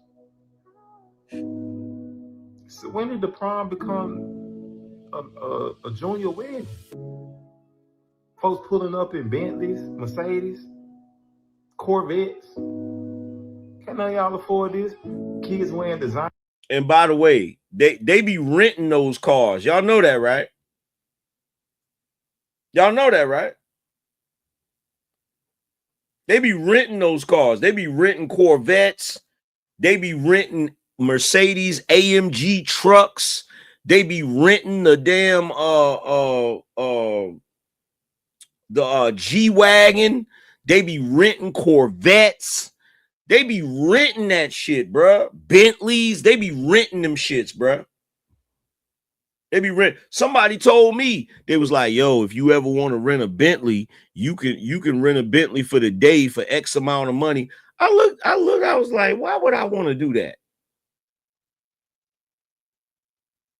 Why would I want to do that?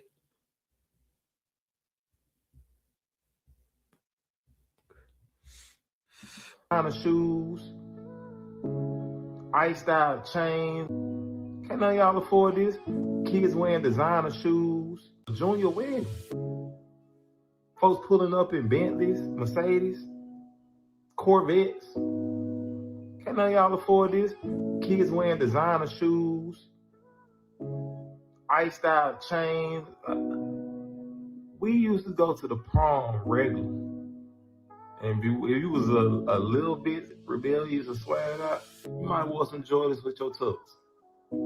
That's about it, man. Wasn't no designer. People had Versace shoes, Louis Vuitton and stuff. Like nobody, everybody got money these days, or they just acting like.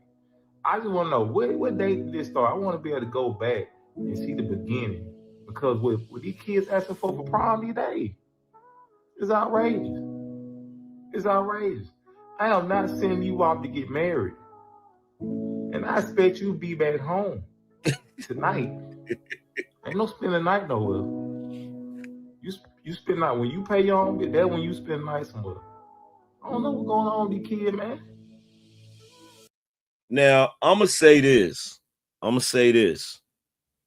As much as I go in on black folk for their ghetto-ness, as much as I go in on black folk for their ratchetness, the one thing I love more than anything about my people is there's a lot of us that got sense.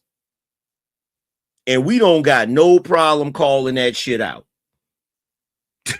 There's a portion of us in the black community that will see that shit and be like, well, wait a minute, what the hell? Because I guarantee you, out of all these families that's doing this shit, somebody got a grandpa or a grandma or auntie or uncle that's talking cash shit. I guarantee you.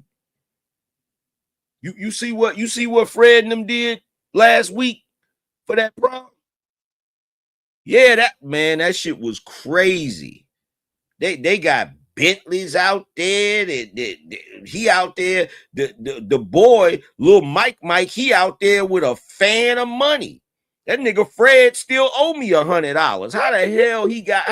How he out there spent? How they got all of that? They got blow up posters and balloons and shit, and this nigga still owe me $100. I guarantee you, because I know how trifling niggas is.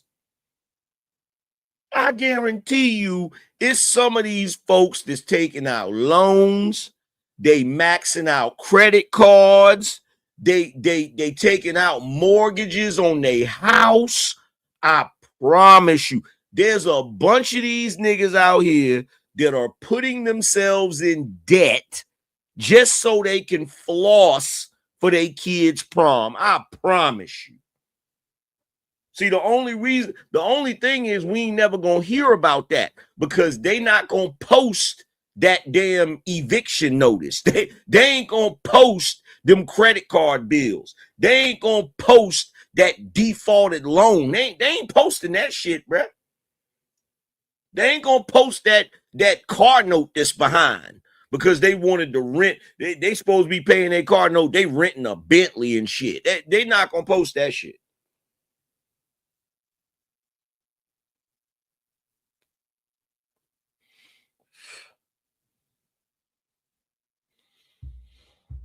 Billy Goat Gruff said, then we call out the goofy shit. They say we hating. Yeah. That's the first thing they're gonna say. Oh, y'all just some hating ass niggas. Y'all just hating because y'all couldn't do XYZ. Like, bro. Let me tell you something. If somebody handed me 20 bands right now, my first thought ain't, ooh, what can I go buy? If somebody handed me 20 bands, I'd be like, yeah, I know exactly what I'm gonna do with this. I'm gonna put this, I'm gonna deposit this. I ain't gonna deposit it all at once, but like over the next few weeks, I'm gonna deposit a little bit at a time into that damn brokerage account. And we gonna see what this 20 twin can bring us back. You feel me? We gonna see what this gonna do. We gonna put that money in that brokerage account and see if we can get some gains. You feel me? I'm talking about what the Hodge twins say, all kinds of gains. kids. You feel me? You feel me? Because look, this is a good day. This is good. When you know you took, let's say you initially took 20 racks and you put it in the market. The best day of your life is when that 20 racks has finally accumulated enough money to where it's made you 20 racks. When you can sit there and say, I invested this money and I got a double up, whoo, bruh, or a triple up, or you looking at that damn account and that mug got 100 stacks in it, and you know damn well you started out with 20. Shit, all I got to say is that shit feel a whole lot better than you looking at your money. You got a couple $100 and you know that shit used to be 20,000. Shit, these cats is crazy, and they doing it in this economy. They doing it in this economy. And then soon as Trump do anything they don't like, the first thing they want to do is hard out here. Look at what Trump doing. I can't look. You niggas keep saying it's hard out here. I can't tell. I can't tell. I can't tell. I done worked my whole life. I done worked my whole life. You hear me? I done worked my whole life to be able to fly first class. I done worked my whole life to have some stacks. I done worked my whole life to have a Corvette. And you niggas is out here renting Corvettes for teenagers to drive to the fucking prom. Bro, don't get me started, bro. Don't get me started, fam. Like, because look, if I get to talking shit for real, I'm going to sound like a bitter old man. I ain't even going to front. I ain't even going to front. Because don't nothing make you madder than to know you done worked your ass off for some shit. And then you got niggas out here perpetrating just to look like they're doing as much as you. That shit is annoying. That shit is annoying. It annoys the shit out of me if I'm sitting in first class and I paid for my ticket comfortably, and I got some ratchet ass Negro sitting over there. He in first class, but when he get back home, he got to worry about, can he pay his rent? See, his ass won't even supposed to be sitting next to me. He wasn't supposed to even been on the plane. He's supposed to be somewhere working, making sure he paid his bills. You feel me?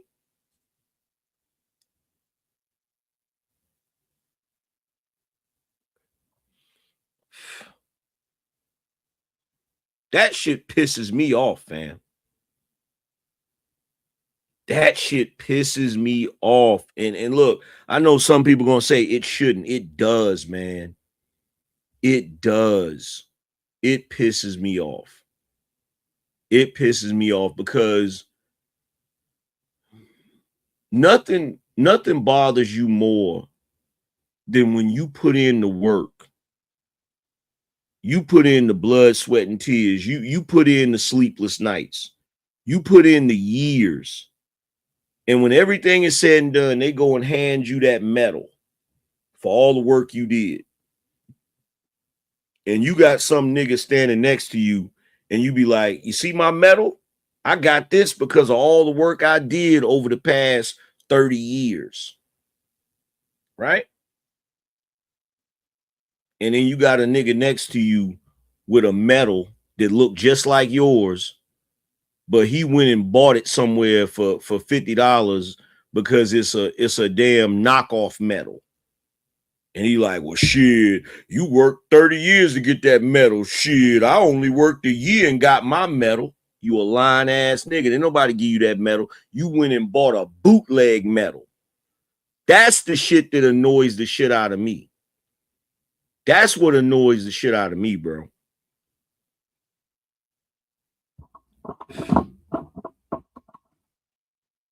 That's the shit that annoys the shit out of me, fam.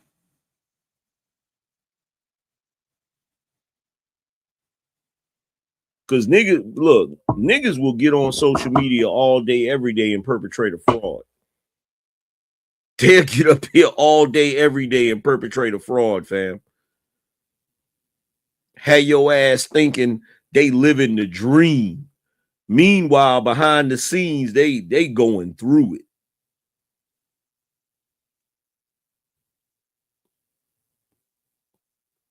Like, don't be trying to put on airs just to compete with me. You feel what I'm saying? Because I'm not competing with you. I know what it takes. I'm just living my life, doing the best I can. You feel me? But niggas, this is what black people do, right? They don't want nobody to be more successful than them. Black people really live that keeping up with the Joneses shit. Like, they believe in that shit, bro. They believe in that shit. You feel me? You could go get, let me tell you something. You could be a hardworking dude that worked your ass off for years, right? Sacrificed, you know what I'm saying? Drove a beat up car for years. And then finally you can afford, you look at your finances and you can afford to go get your dream car, right? And you go get your dream car from the place, right? So let's say your dream car is a Corvette, right? You go get a brand new Corvette, the Corvette for that year, right? You go get the brand new Corvette. That shit ain't got but 5 miles on it. And you got a decent payment. You got low interest on it and shit. And you like, damn, you know, you feel like you've accomplished something. For the simple fact that you spent so many years denying yourself. You know what I'm saying? You spent so many years sacrificing, and now you can finally enjoy the fruits of your labor comfortably. You know what I'm saying? It's not putting you in a bad spot to have that car. You can afford it because you put in the work for it. And then you have some nigga that live next door to you, see you with that car, and then he go and get a car like it. He may not get the same year, but he go get one that got damn near 100,000 miles on it, and he got a super high payment with super high interest, just so he can one up you, just so he can be like, oh, nigga, that ain't shit. I got the same car. Tell me that ain't nasty work. Tell me that ain't nasty work.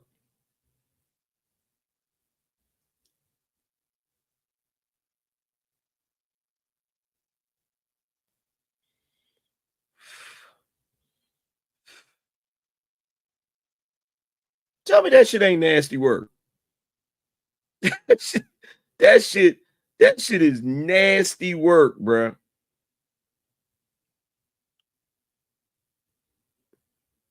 Said car been around the earth 5 times. Look, Big Colorado said, no, it's not. Yeah, we know what kind of nigga you are. That's the other funny thing. Why do cats come in here and expose themselves? We know what kind of nigga you are.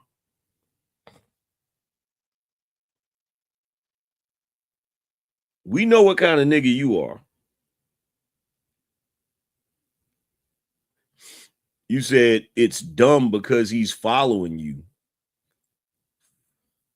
That's not the point. That's not what I'm saying. See, you entirely missing my point. You missing my point, man.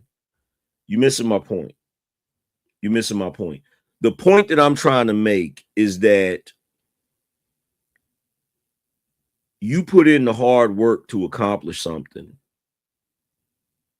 and somebody will take the shortcut to try to have a comparable accomplishment. It's like spitting in your face. It's like spitting in the face of all your hard work.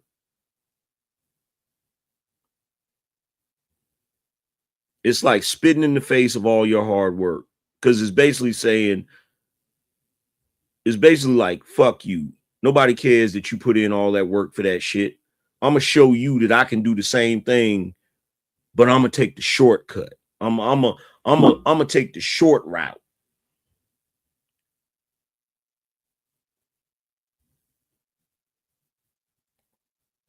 Said not missing your point at all. That's their dumbness. I'm not saying it ain't dumb.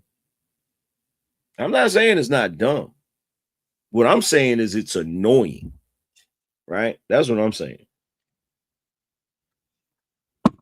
That's what I'm saying. It's annoying. You feel me? It's that tit for tat shit. Oh, you did this, I'm gonna do this. You did. Look, I had a neighbor that was like that. I had a neighbor that was like, everything I did, he would go do it. You feel me? Everything I did, he would go do it.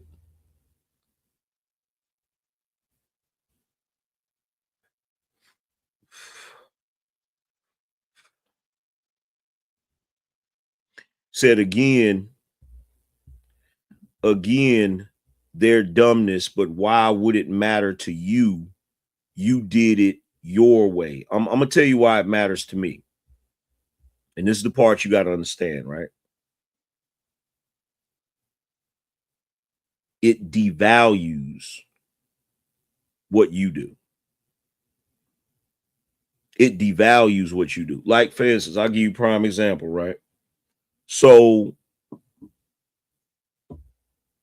there was a time, it's all about the inherent value in a thing, right? So there was a time where if you, like, let's go back to the 90s, right? If you go back to the 90s, if you had a pair of Jordans, you stood out for the simple fact that everybody couldn't afford to get those Jordans, and people didn't have the ability to front and perpetrate. But then in the early 2000s, China started bootlegging the hell out of Jordans, right? So it got to the point where everybody had a pair of Jordans. Like, it devalued the shit. So back in the day, you had a pair of Jordans, cats was like, oh, snap, you got the such and such. Nowadays, nigga, you got a pair of Jordans, nobody give a shit. You know what I'm saying? In fact, that shit tremendously hurt the Jordan brand. Niggas could act like it didn't, but it did. That shit tremendously hurt the Jordan brand. It's the same thing with designer clothes. It's the same thing with a lot of things. There's certain things we used to do back in the day that meant something. It had value to it.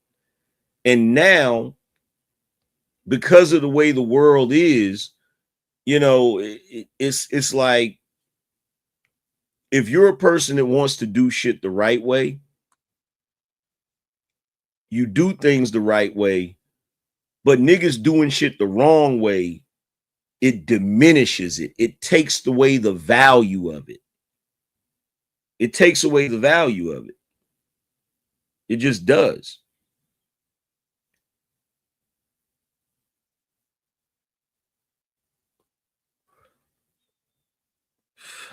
Takes away the value of it. Like right now, I can't remember the last time I bought a pair of Jordans. I don't even buy Jordans no more. You know what I be trying to find? I be trying to find stuff that people don't know about. Especially niggas. I be trying to find shit that folks don't know about.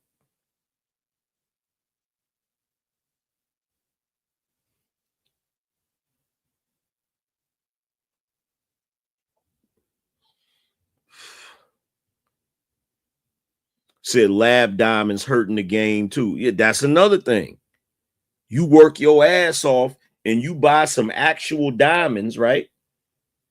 Because like my wedding ring, I got actual diamonds. Like my pinky ring, actual diamonds.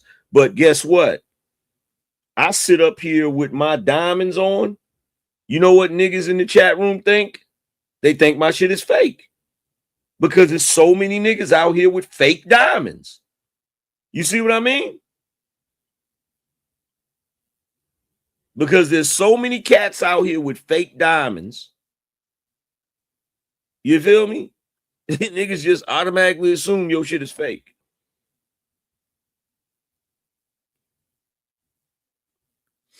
And I be looking at niggas like, bro, shit. Let me tell you something. I know my shit ain't fake. I know my shit ain't fake.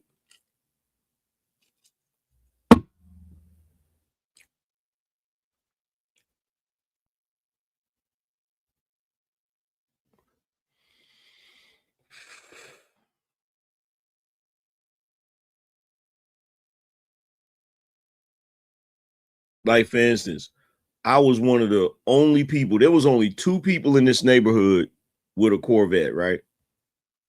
That's me and this other dude. And the other dude, he had an older Corvette. He had a Corvette that's probably like, I'd say probably 4 years older than mine. And one day, this dude moves in next door.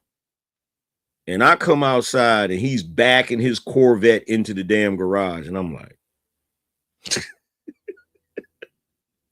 I told my wife, I said, I can't have shit.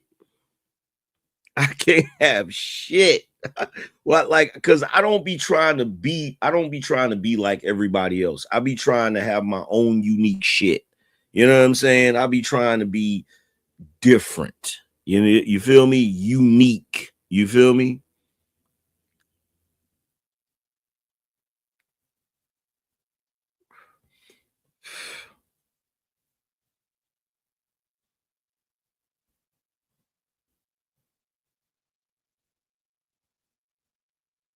Said as long as you didn't get it from Johnny, you okay. Yeah, I didn't. Yeah, I don't do that.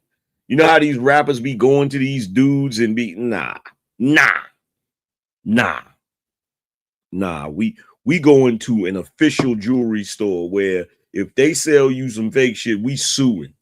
You feel me? We suing.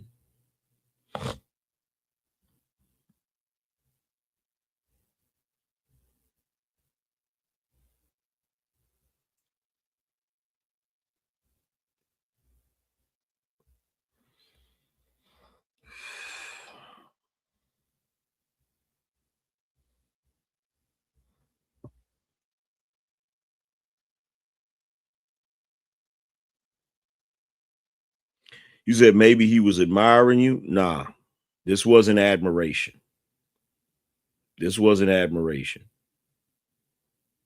I'll be out there putting fertilizer on my grass and doing shit, doing shit to make my grass look nice. He be standing on the damn porch with a cigarette.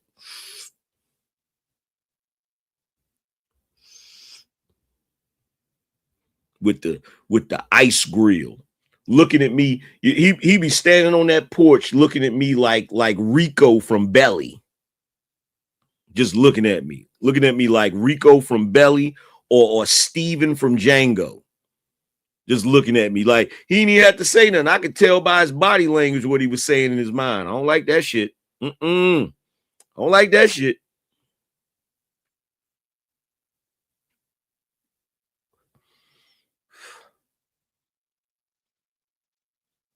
Because look, I'm going to tell you the truth. If one thing I know for certain, if you get nice shit and you in certain neighborhoods, don't nobody care, right? But if you around other black folk, and this is not, I'm not even talking about niggas, I'm talking about just regular black folk, regular middle to upper middle class black folk. They see you get some nice shit, they literally be looking, they'll come outside and be just looking like, and be salty. I'm talking about salty as hell. You feel me? Just be looking at you like with the stink face.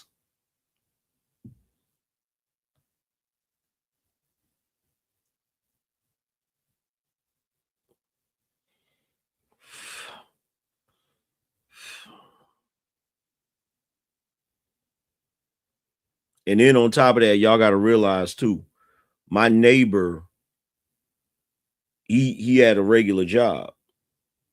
So I'm always at the crib.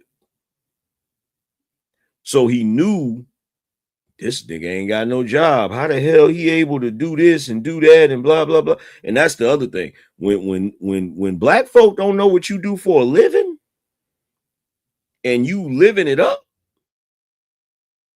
they be looking at you like, because keep in mind, I need you to keep in mind, right? When I first got here, I had my Impala, right? Not long after that, I got the Camaro. And then not long after that, so I had the Impala. I was here probably about a year, almost a year with the Impala. Then I went and got the Camaro. I had the Camaro for a couple of years. Then I went and got the C8 Corvette, right? And also in that time, my wife got two different Benzes. One of them they delivered. One of them they delivered it. They brought the flatbed in here and delivered the Benz. And it seemed like every single time I got a car or something, like everybody, because every time I've gotten a car, it's been summertime. So like every time I get a freaking car, the neighbors is outside looking.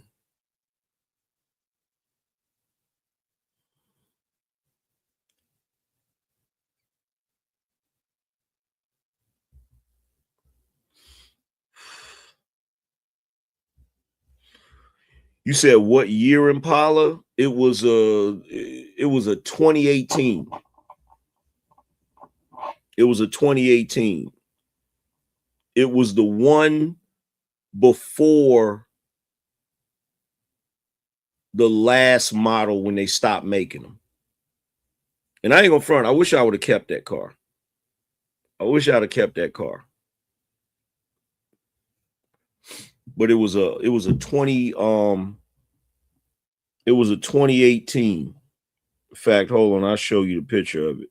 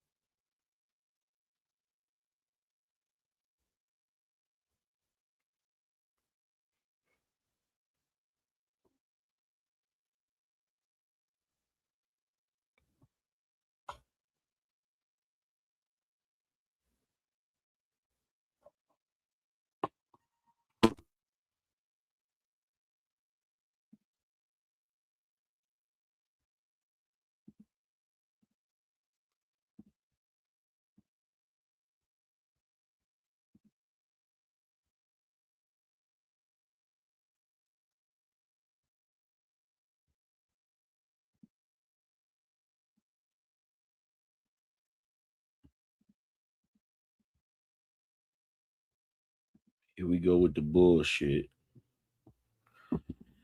Hold on, y'all.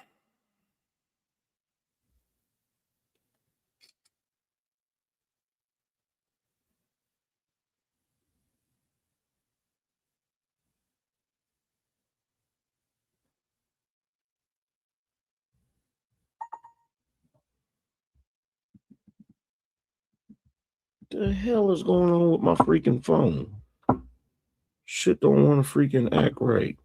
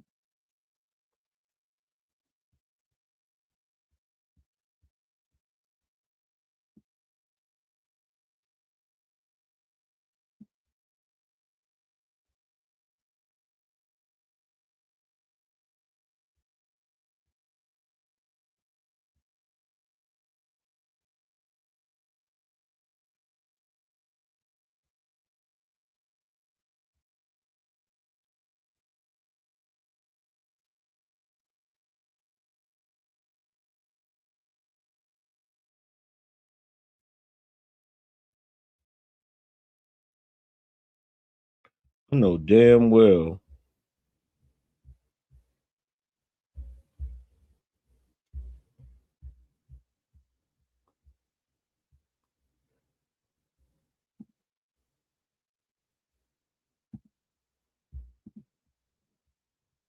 Here you go.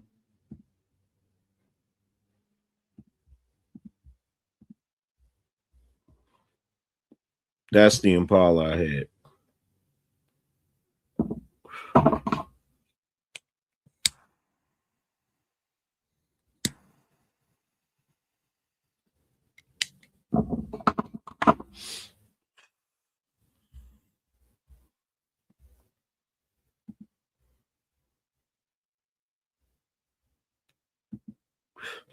Sean L said, "Bro, you really trying to find the picture?" No, I found it. I found it. I wasn't really trying to find it. I found it. So what happened to it? I traded it. I traded it in.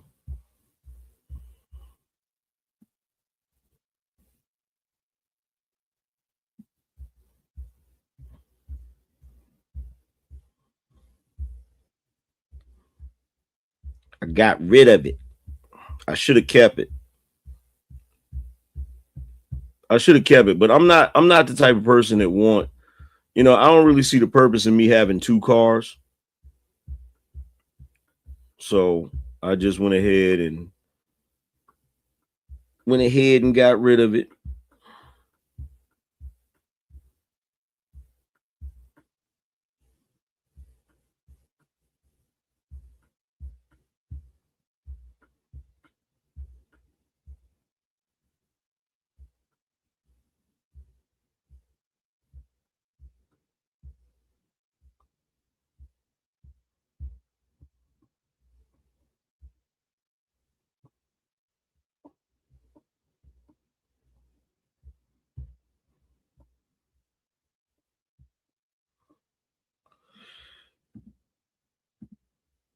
I got rid of it for this.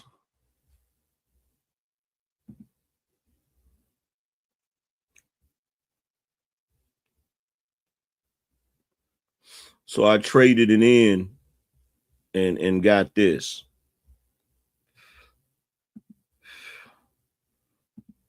I traded it in for a drop top Camaro SS.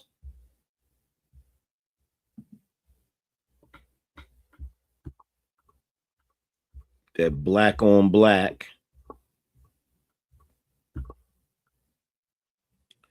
And then eventually I traded that in for this.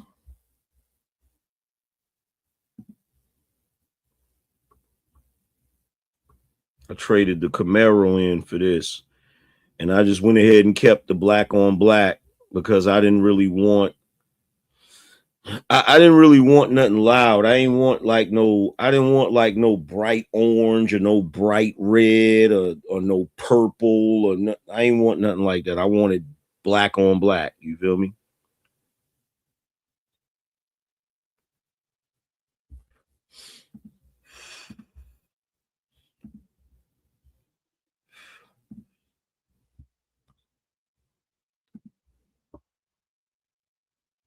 And I'll probably drive that for a couple of years and then I'll probably get something different.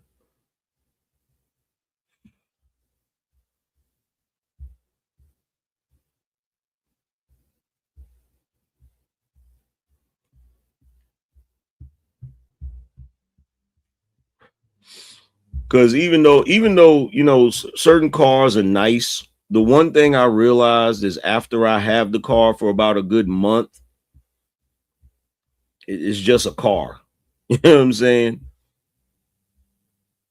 And don't get me wrong, it's nice. It's nice, but it's still just a car.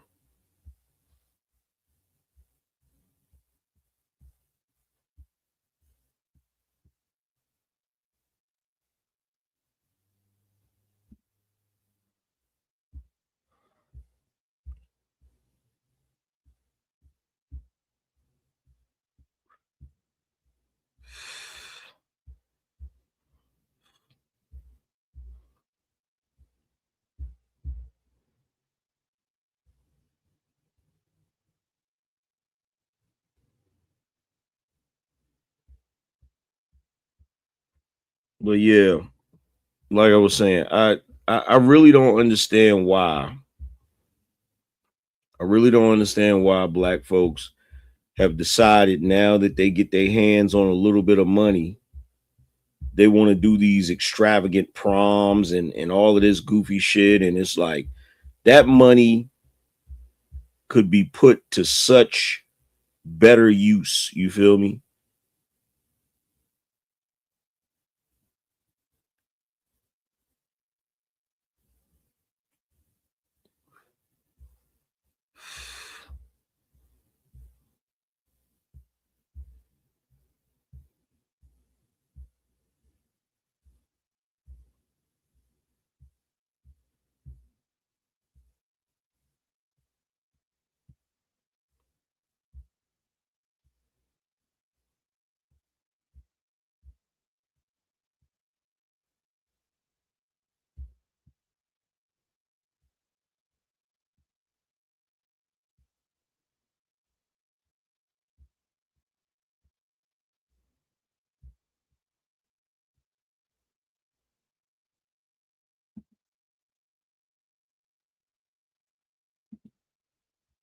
Yeah. Yeah.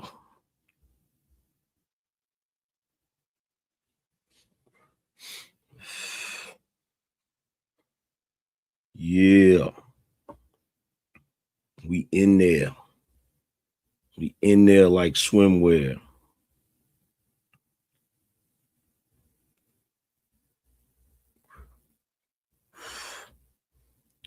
We in there like swimwear.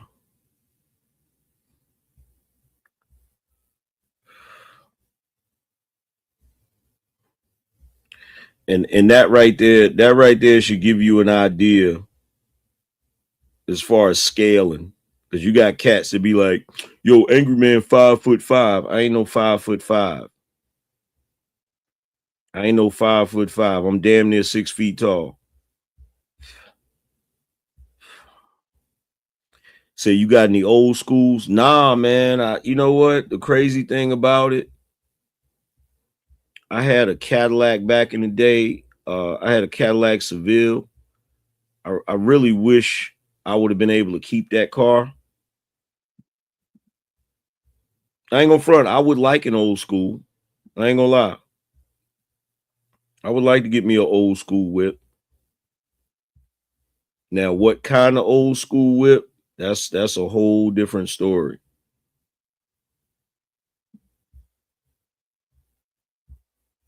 That's a whole different story.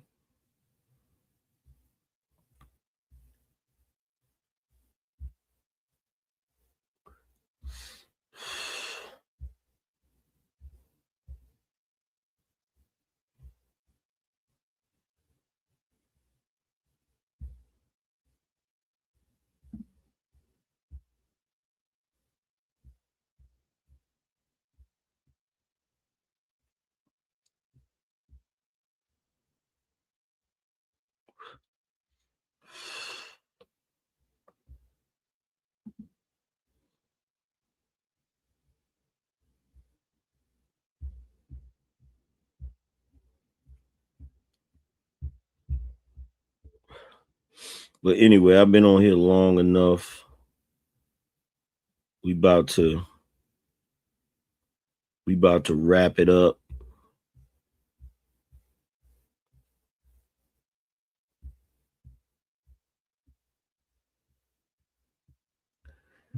We gotta do these super chats. My bad, y'all. I'm just scrolling through these photos. I wanted to show y'all my wife's car. I don't think I got too many pictures of her car. Do I got any pictures of her car?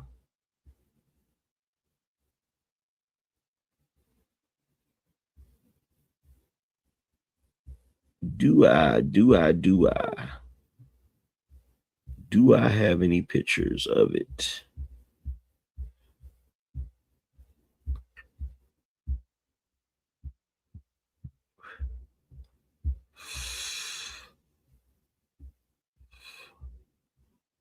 Do I have any photos?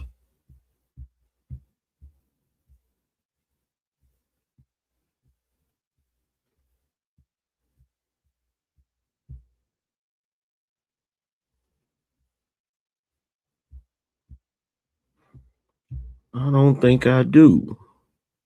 Oh, I got one, but you can't really see it because I'm in it.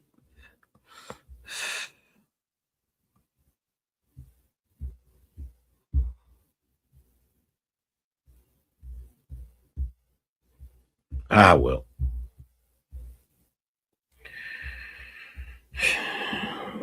Anyway, let's get to these super chats. It's that time again. We going up. It's time to read the super chats.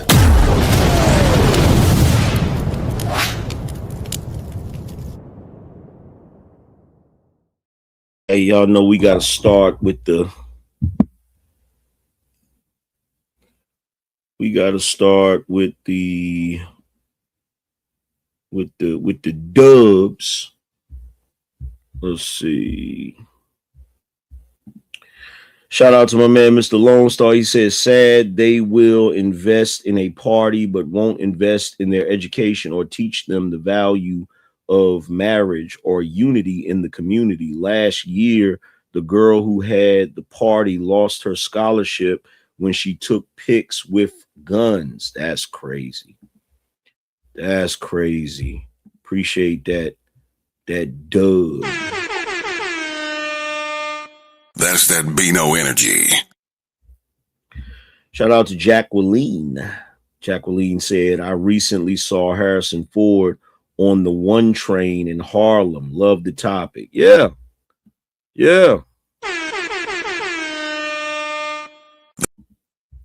That's that BINO energy. See who else we got. Shout out to Steven. Appreciate you. Shout out to Leeward. Said, what kind of cigar you smoking, AM? This is some bullshit. This is a black market. That's what it's called. Black market. Black market. Some bullshit. It's not what I'm used to. Shout out to Chip Burner. Said folks will cash out on hood proms, then complain that the man is keeping the community down. That's a fact. That is a fact. Shout out to Hidden Knowledge. Said, AM, my prom was canceled due to the pandemic. This really puts things in perspective. Word. Well, don't feel bad. My son, my oldest son, he didn't get to go. I don't think he got to go to prom either. And he didn't get to have a graduation ceremony because of the pandemic. He graduated the same year as the pandemic. Shout out to Where Are the People? Says, so glad this is the topic. Appreciate you. Shout out to Daniel Jackson Reacts. He said, when I had my prom in 2009, we didn't do none of that bullshit. I know that's right. Shout out to King Sai 78. Said, all I had for prom was a rented tux and a limo that was shared with my friends. I never liked a lot of attention. Word.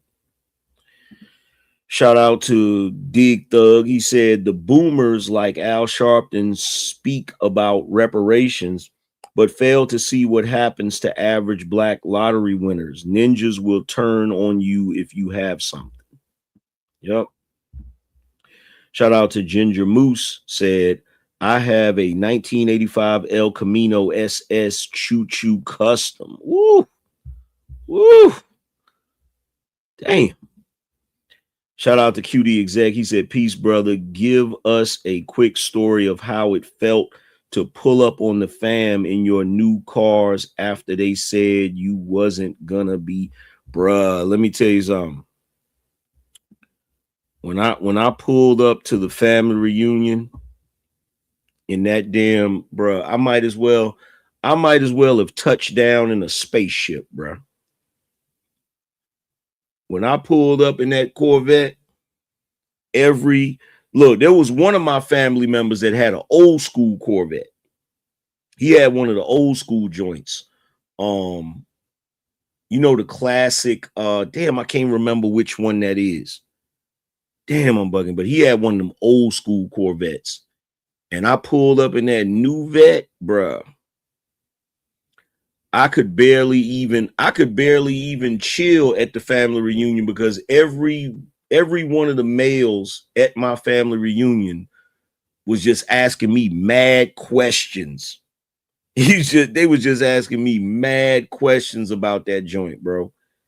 And my uncle, like he loved that joint so much, he just had to sit in it. But I'll tell you this though. It was weird. I will say that.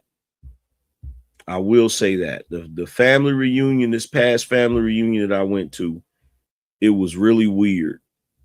And the reason why it was weird is because I've been doing YouTube for a long time, and I've went to family events before, and it wasn't a big deal. Like nobody really, maybe one or two people might have said something about my YouTube channel, but most folks didn't really say nothing about it.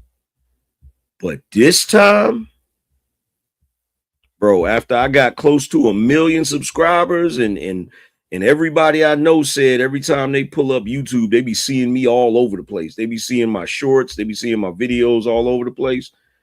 It was different. It was different, man. It was weird. It was really weird because a lot of them wasn't treating me. They wasn't really treating me like normal. Like they was treating me like I was somebody they didn't know. It was really weird. It was really weird. It was like there was a few that treated me normal. Like my day one, like cousins that I've been around the most, they treated me normal. But a lot of other people was treating me weird. Like they wanted to take pictures with me and shit. And it was really weird.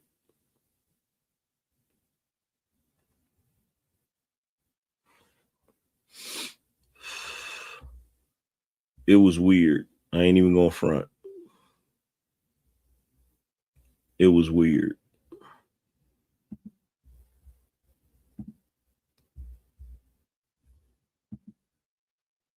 But this is my day one cousins right here. That's my day one cousins right there. Like they treated me normal. You know what I'm saying? They treated me normal. Like they treated me normal. Like it was just like it was the same way we always kick it and shit. It won't no, you know, it won't no difference in them. You feel me? But you know, there was some that, you know, kind of treated me a little different. You know, it was weird. It was weird. It was weird. But they was definitely treated me. They were definitely treating me like I made it, like I've accomplished something, right? Which I ain't gonna front. I've wanted that validation from my family for a very long time, because I don't come from a family of, like my cousins I just showed you, all of us was in the streets. All of us were street niggas. We kind of like the black sheep of the family. But most of my family, like I got family members that are freaking engineers. I got family members that, you know, graduated college and had phenomenal careers and shit. I got family members that's in government, right? This, you know, elected officials and shit. So, you know, and I come from a really good family, really strong family, with a really strong work ethic and deep roots and shit. You feel what I'm saying? So growing up, you always wanted them to look at you in a light of, you know, you wanted them to be proud of you. You feel what I'm saying? And because I was a street nigga, because me and a few of my cousins were street niggas, they never looked at us like that. They always looked at us like, you can tell when people have like an opinion. Like they look at you a certain way and shit. You know what I'm saying? Especially the elders that are in my grandmother's age bracket, right? I'll put it to you like this. The first time I bought a BMW, one of my aunts thought that I got it because one of my aunts thought that I got it from selling drugs. You feel? And the only reason I know that is because she said something to my grandmother to that effect. You know what I'm saying? And so that's the way they looked at us, right? But this time, it wasn't like that. It was weird. And I'm gonna tell you the truth. If you grow up wanting the validation of your family and they never give it to you for the majority of your life, like you never have one of those moments where they give you that validation. And then because for me, it's weird because I always moved around. So I was always around my family. So when I go to a family reunion, I know everybody at the family reunion. Like I'm not one of the family members that you don't really know the ones from here and from there and all that. I know everybody because I've lived around everybody at some point in my life, regardless of where they were at in the United States, right? Because my father moved around and shit, right? And so when I was a kid, like when I was a little kid, like when I was 3, 4, 5 years old, 6, 7 years old, everybody loved me. You know what I'm saying? Like everybody made a big fuss over me. You feel me? And when I started getting older, like when I got to my teenage years, like they start treating you strange. You feel what I'm saying? Because you not doing what they think you should do. Like in my family, they think you're supposed to, you know, graduate high school, go to college and do all of these great things and shit. And when you don't do that, you know, they look at you funny. Like I remember when I dropped out of high school, I went to my aunt's house. My aunt had a really nice house in Annapolis, Maryland, right? In fact, she lived not too far from the Naval Academy, right? And this type of aunt like always had money. Like I'm talking real money. You feel what I'm saying? And we talking about the type of house where she got expensive artwork and paintings and shit. And to a degree, it's like, it's the type of house where you go in there, you don't really want to touch anything, right? And I'll never forget, we're sitting at her dining room table and my uncles are talking to her. And this is my grandfather's sister, right? And my grandfather and that side of my family, they always had money and shit, right? And I guess somebody had told her I dropped out of high school.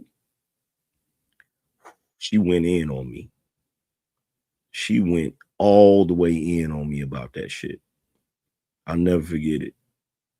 She went all the way in on me, like for real. Made me feel this big. You feel what I'm saying?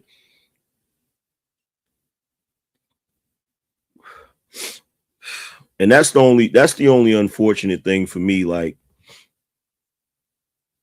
I wish she would have been alive to see where I'm at now. I wish my grandmother would have been alive to see where I'm at now. You feel me? I wish my grandfather was alive to see where I'm at now. But it's weird because when you get a certain amount of love, like when I was a kid, if I went to Birmingham, Alabama with my father, I got love from all of the family in Birmingham. If I went to Detroit, Michigan, I got love for all the family in Detroit. If I was in Brooklyn, New York, I got all of the love from the family in Brooklyn, right? If I was in VA, I got love from the family. If I was wherever I was at, right? And then when you get older, they start treating you different. And it fucks with you because you're like, I'm the same person. You know what I'm saying? I'm the same person. I just didn't go down the path you thought I should go down, right? And then to come full circle and actually accomplish something that they didn't think you would do and be in a place they didn't think you would be, and then they start treating you like that again, it's like you're waiting for that validation, but when you get it, it's like it's like one of those things where you want it for so long, and then when you finally get it, you don't want it. You know what I'm saying? You finally get it and you're like, you know what I'm saying? Like, so I had to do all of this. You feel me? I had to do all of this for you to, you feel, I had to do all of this for you to just look at me, for you to see me. You feel me? It's weird.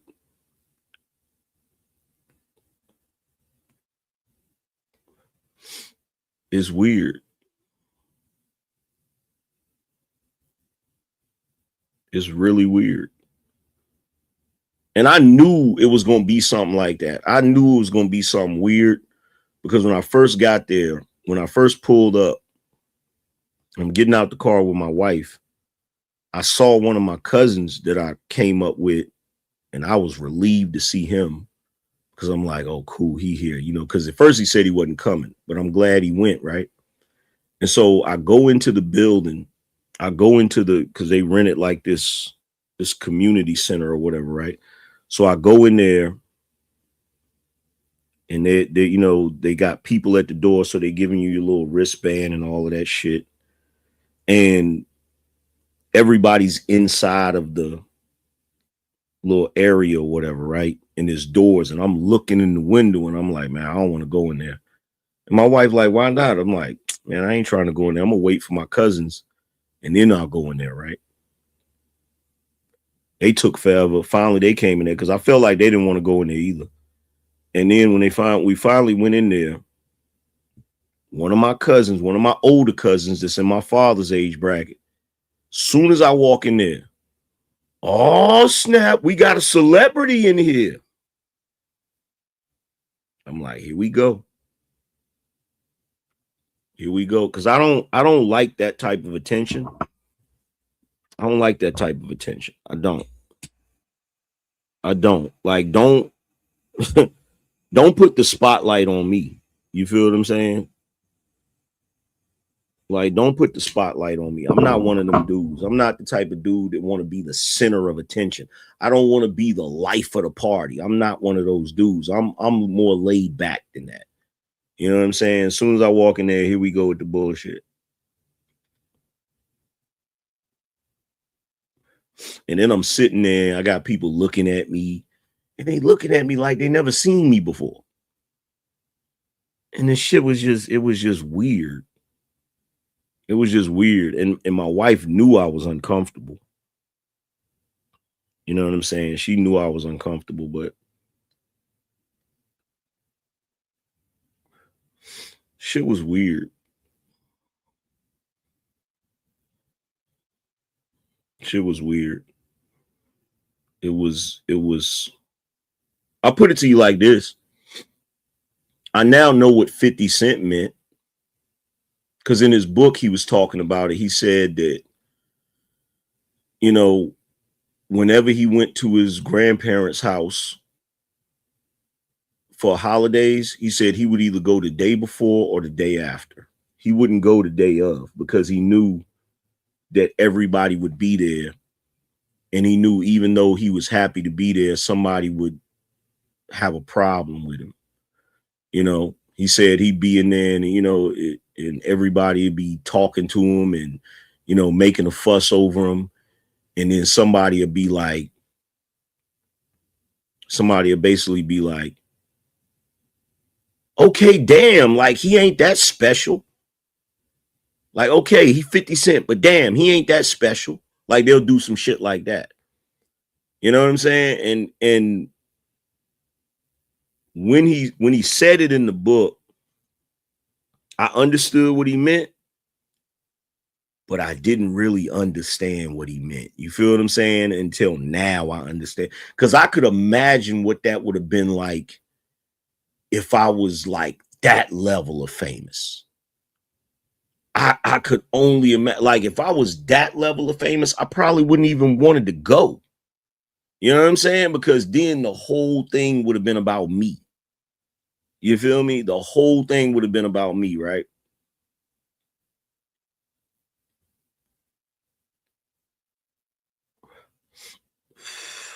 And somebody would have had a problem with that.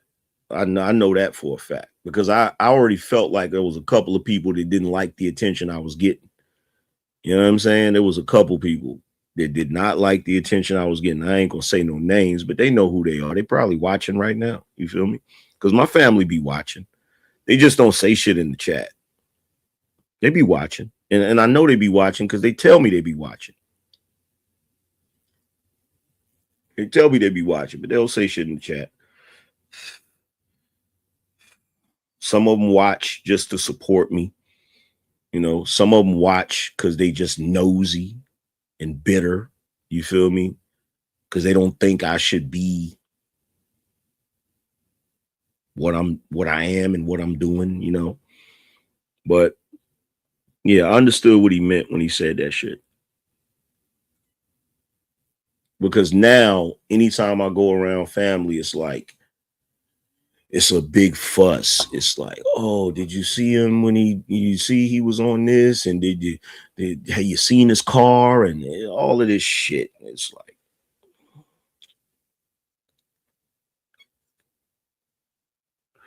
but see, that's the thing that people don't talk about. That's the thing that people don't talk about. If you're famous, semi-famous, or any of that shit, if you're doing anything that seems to stand out more than most of your family, like it's always gonna be some weird shit. Like it's always gonna be some weird shit. And then you start getting into the space of phoniness, where you got to start asking yourself, is this person being nice to me because they're genuinely being nice, or is it because of their need to want to be next to something that they think is? Because look, far as I know, like my family might think I'm a multimillionaire. Who knows? They might think that shit. You feel me? They might think that I got money out the ass. Because you know people equate visibility to money. So like if they see you all over YouTube, they think, oh, he must be a multimillionaire. He must be this, he must. And then on top of that, see, this is where it really gets messed up, right? So because of everything that I just said, it makes you not want to come around. It makes you kind of withdrawn. Like, I don't want to be around that. And it's not because you don't love your family. It's not because you don't love them. It's not because you don't want to see them. You feel me? But you don't want to have to deal with that. You don't have to deal with those emotions and in those situations. And the problem is they don't know that. So in their mind, they think you're not coming around because you changed. So they're like, oh, this nigga think he this. He don't never come around because he think he better than somebody. And so you have that too. So it's kind of like a catch-22. It's like a catch-22 where you damned if you do and you damned if you don't, you know?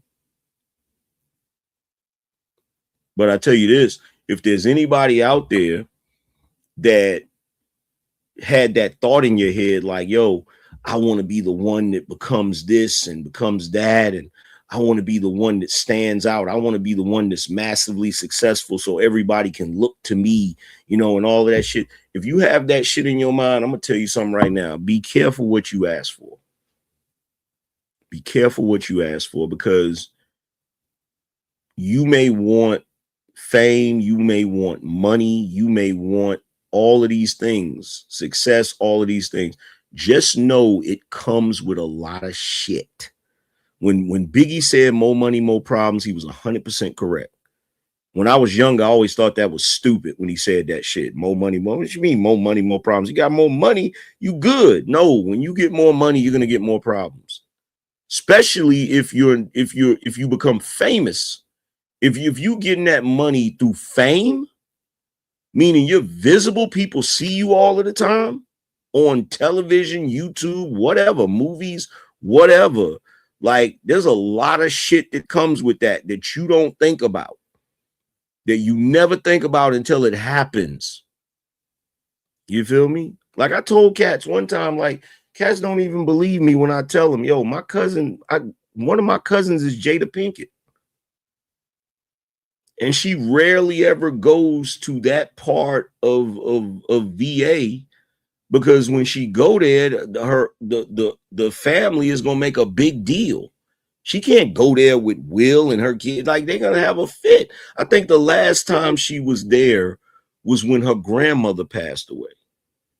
And you know, it's not like she's my first cousin. Like, she's related to me on my mother's side of the family, right?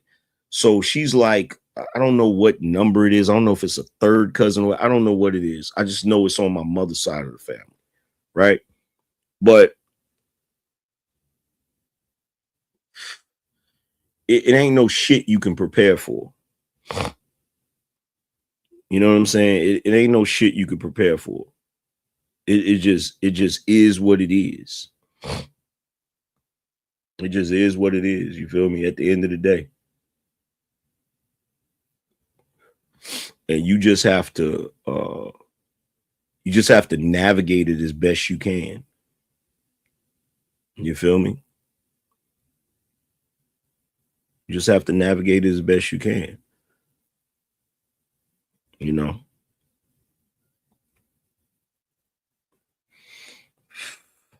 Like, for instance, when Kevin Samuels got super famous, right? I had people coming to me, because people here on YouTube, a lot of people that's been around for a while, they know me and him was cool. They know me and him was friends and shit, right?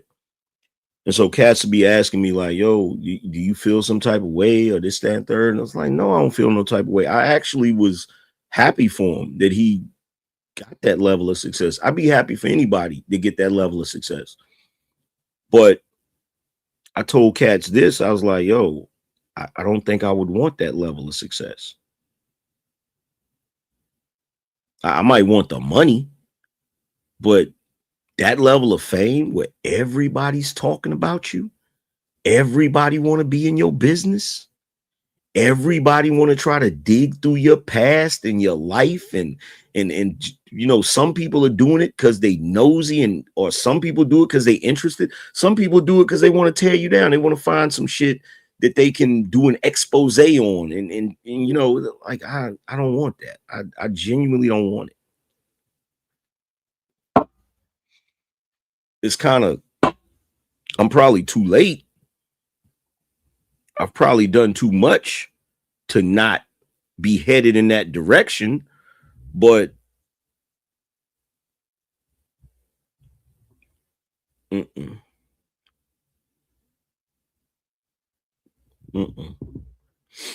that man been gone for a couple of years now, and people still talking shit about him. And don't get me wrong, there's people that remember him in a good way, but you got a lot of people that talk shit about that man. You know what I'm saying? You got a lot of people that talk shit about that man.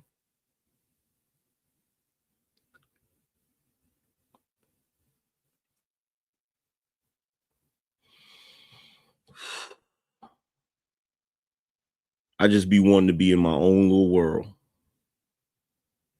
Like, for real. I just be wanting to be in my own little world.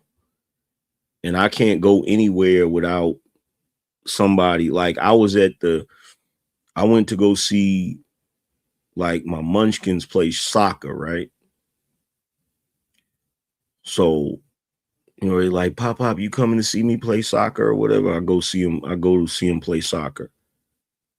And I see dudes looking at me because they know, like, they're like, is that Angryman? You know what I'm saying? I know that's what it is. They don't want to come up to me and ask me, but I can't go nowhere now. It's already getting to the point. I can't go nowhere now without somebody walking up on me. Like, for real. I can't go anywhere.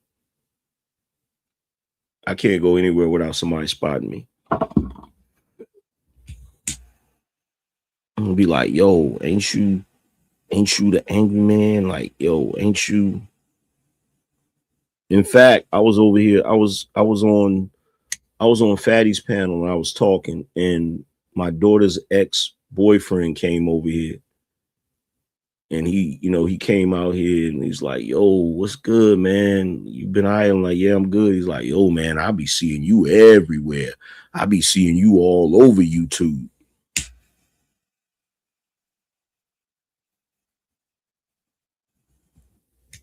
Because you don't expect that. Like you get on here, you do your thing on YouTube. You just trying to make money and trying to grow your shit or whatever. You don't think about that.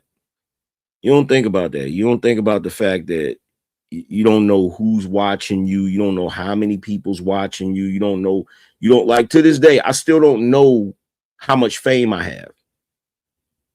I don't. I have no idea. I have no idea. I know people know me. I know people recognize me, but I still don't know. I'm somewhere in between. I'm somewhere in between a person that ain't famous and a person that is famous. I'm somewhere in between there. I just don't know where. I just don't know where. Which is weird in and of itself. Because when you think about fame, you think about it as you either are or you aren't. But it don't work like that in this day and age. Like back in the day, you either was famous or you wasn't. You know what I'm saying? And now it's like a sliding scale. Like, I don't know. You know what I'm saying? I don't know. I don't have a clue. I don't have a clue.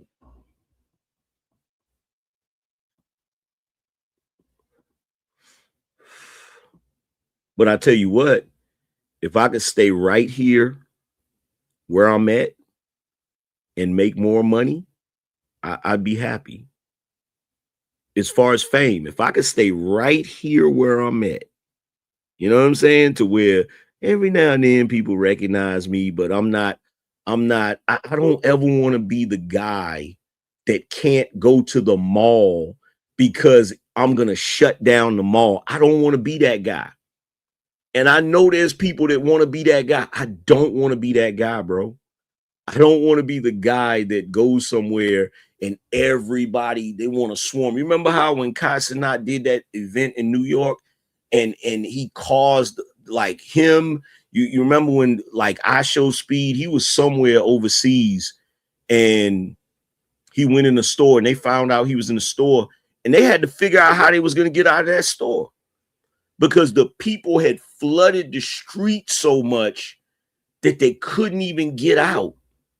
You feel me? And then if you try to go out of the crowd or whatever, and people trying to touch you and trying to get a piece of you, you know what I'm saying? They grabbing you. I think somebody pulled some of his hair out in that instance.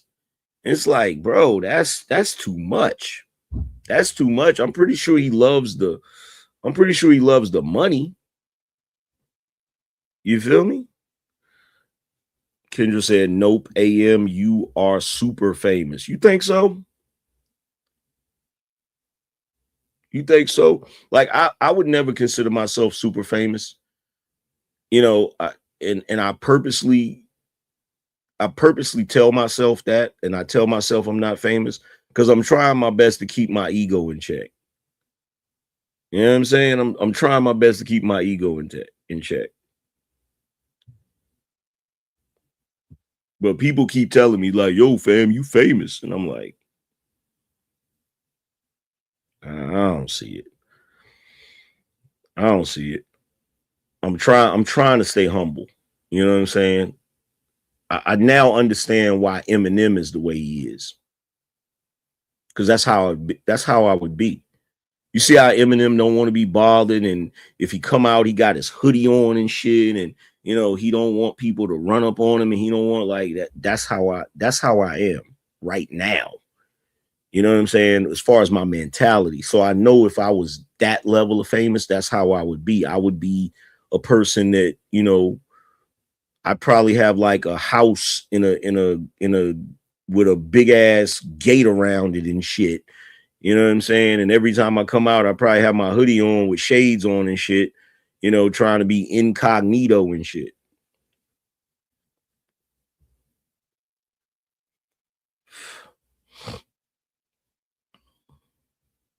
But yeah, like I said, man, I try to stay as grounded as I possibly can, you know. I try to stay as grounded as I possibly can. I think that's part of the reason why I go to smaller channels, to go to panels and shit. You know what I'm saying? Because I just want to kick it with cats that's just acting normal. You know, I don't want to keep myself so secluded that when I do jump on a panel, niggas is having a fit. Like, oh my God, it's Angryman. Like, you know what I'm saying? Like, I just saw a video. My wife was watching a video today with 50. And 50, he going around and he got like these freaking big ass, like he got like 5 big ass gorilla type dudes around him and shit. And my wife was like, God, why is his bodyguard so big? I'm like, they gotta be. They gotta be. Like, you get to that point, you can't go nowhere without security. You can't go nowhere without security, which that's another bill. You know what I'm saying? That's some more shit you got. That's what I meant when I said, that's what Biggie meant when he said more money, more problems. Because the more money you get, the more money you got to kick out. You know, now you can't live in just a regular house. You got to live in a house that's in a gated community for your own safety. You know, you got to have security. You feel what I'm saying? You got to move differently. You can't just go places. You got to map out and plan how you're going to go somewhere. You know what I'm saying?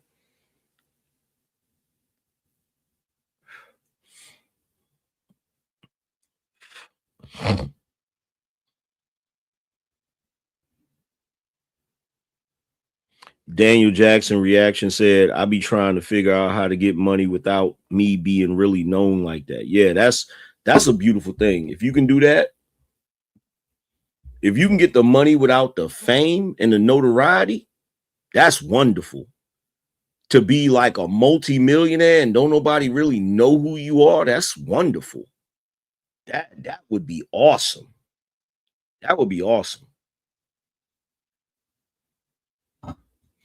That would be awesome.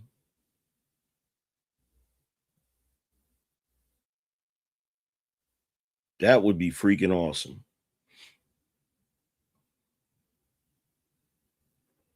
But with that being said, let me get up out of here, man. Shout out to everybody that came through. I appreciate y'all for coming through, showing love, all of that good stuff. I'm going to get up out of here and I'm going to holler at y'all later. Deuces. The session is closed. The board is dismissed.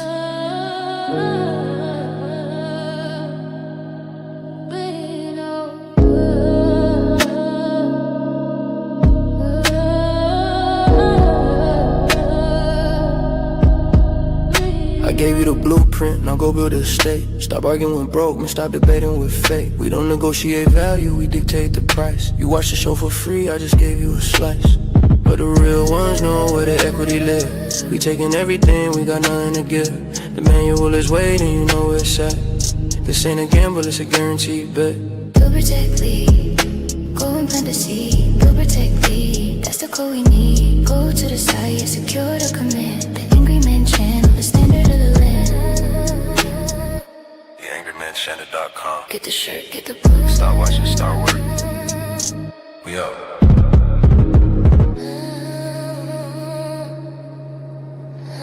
The session is closed. The board is dismissed.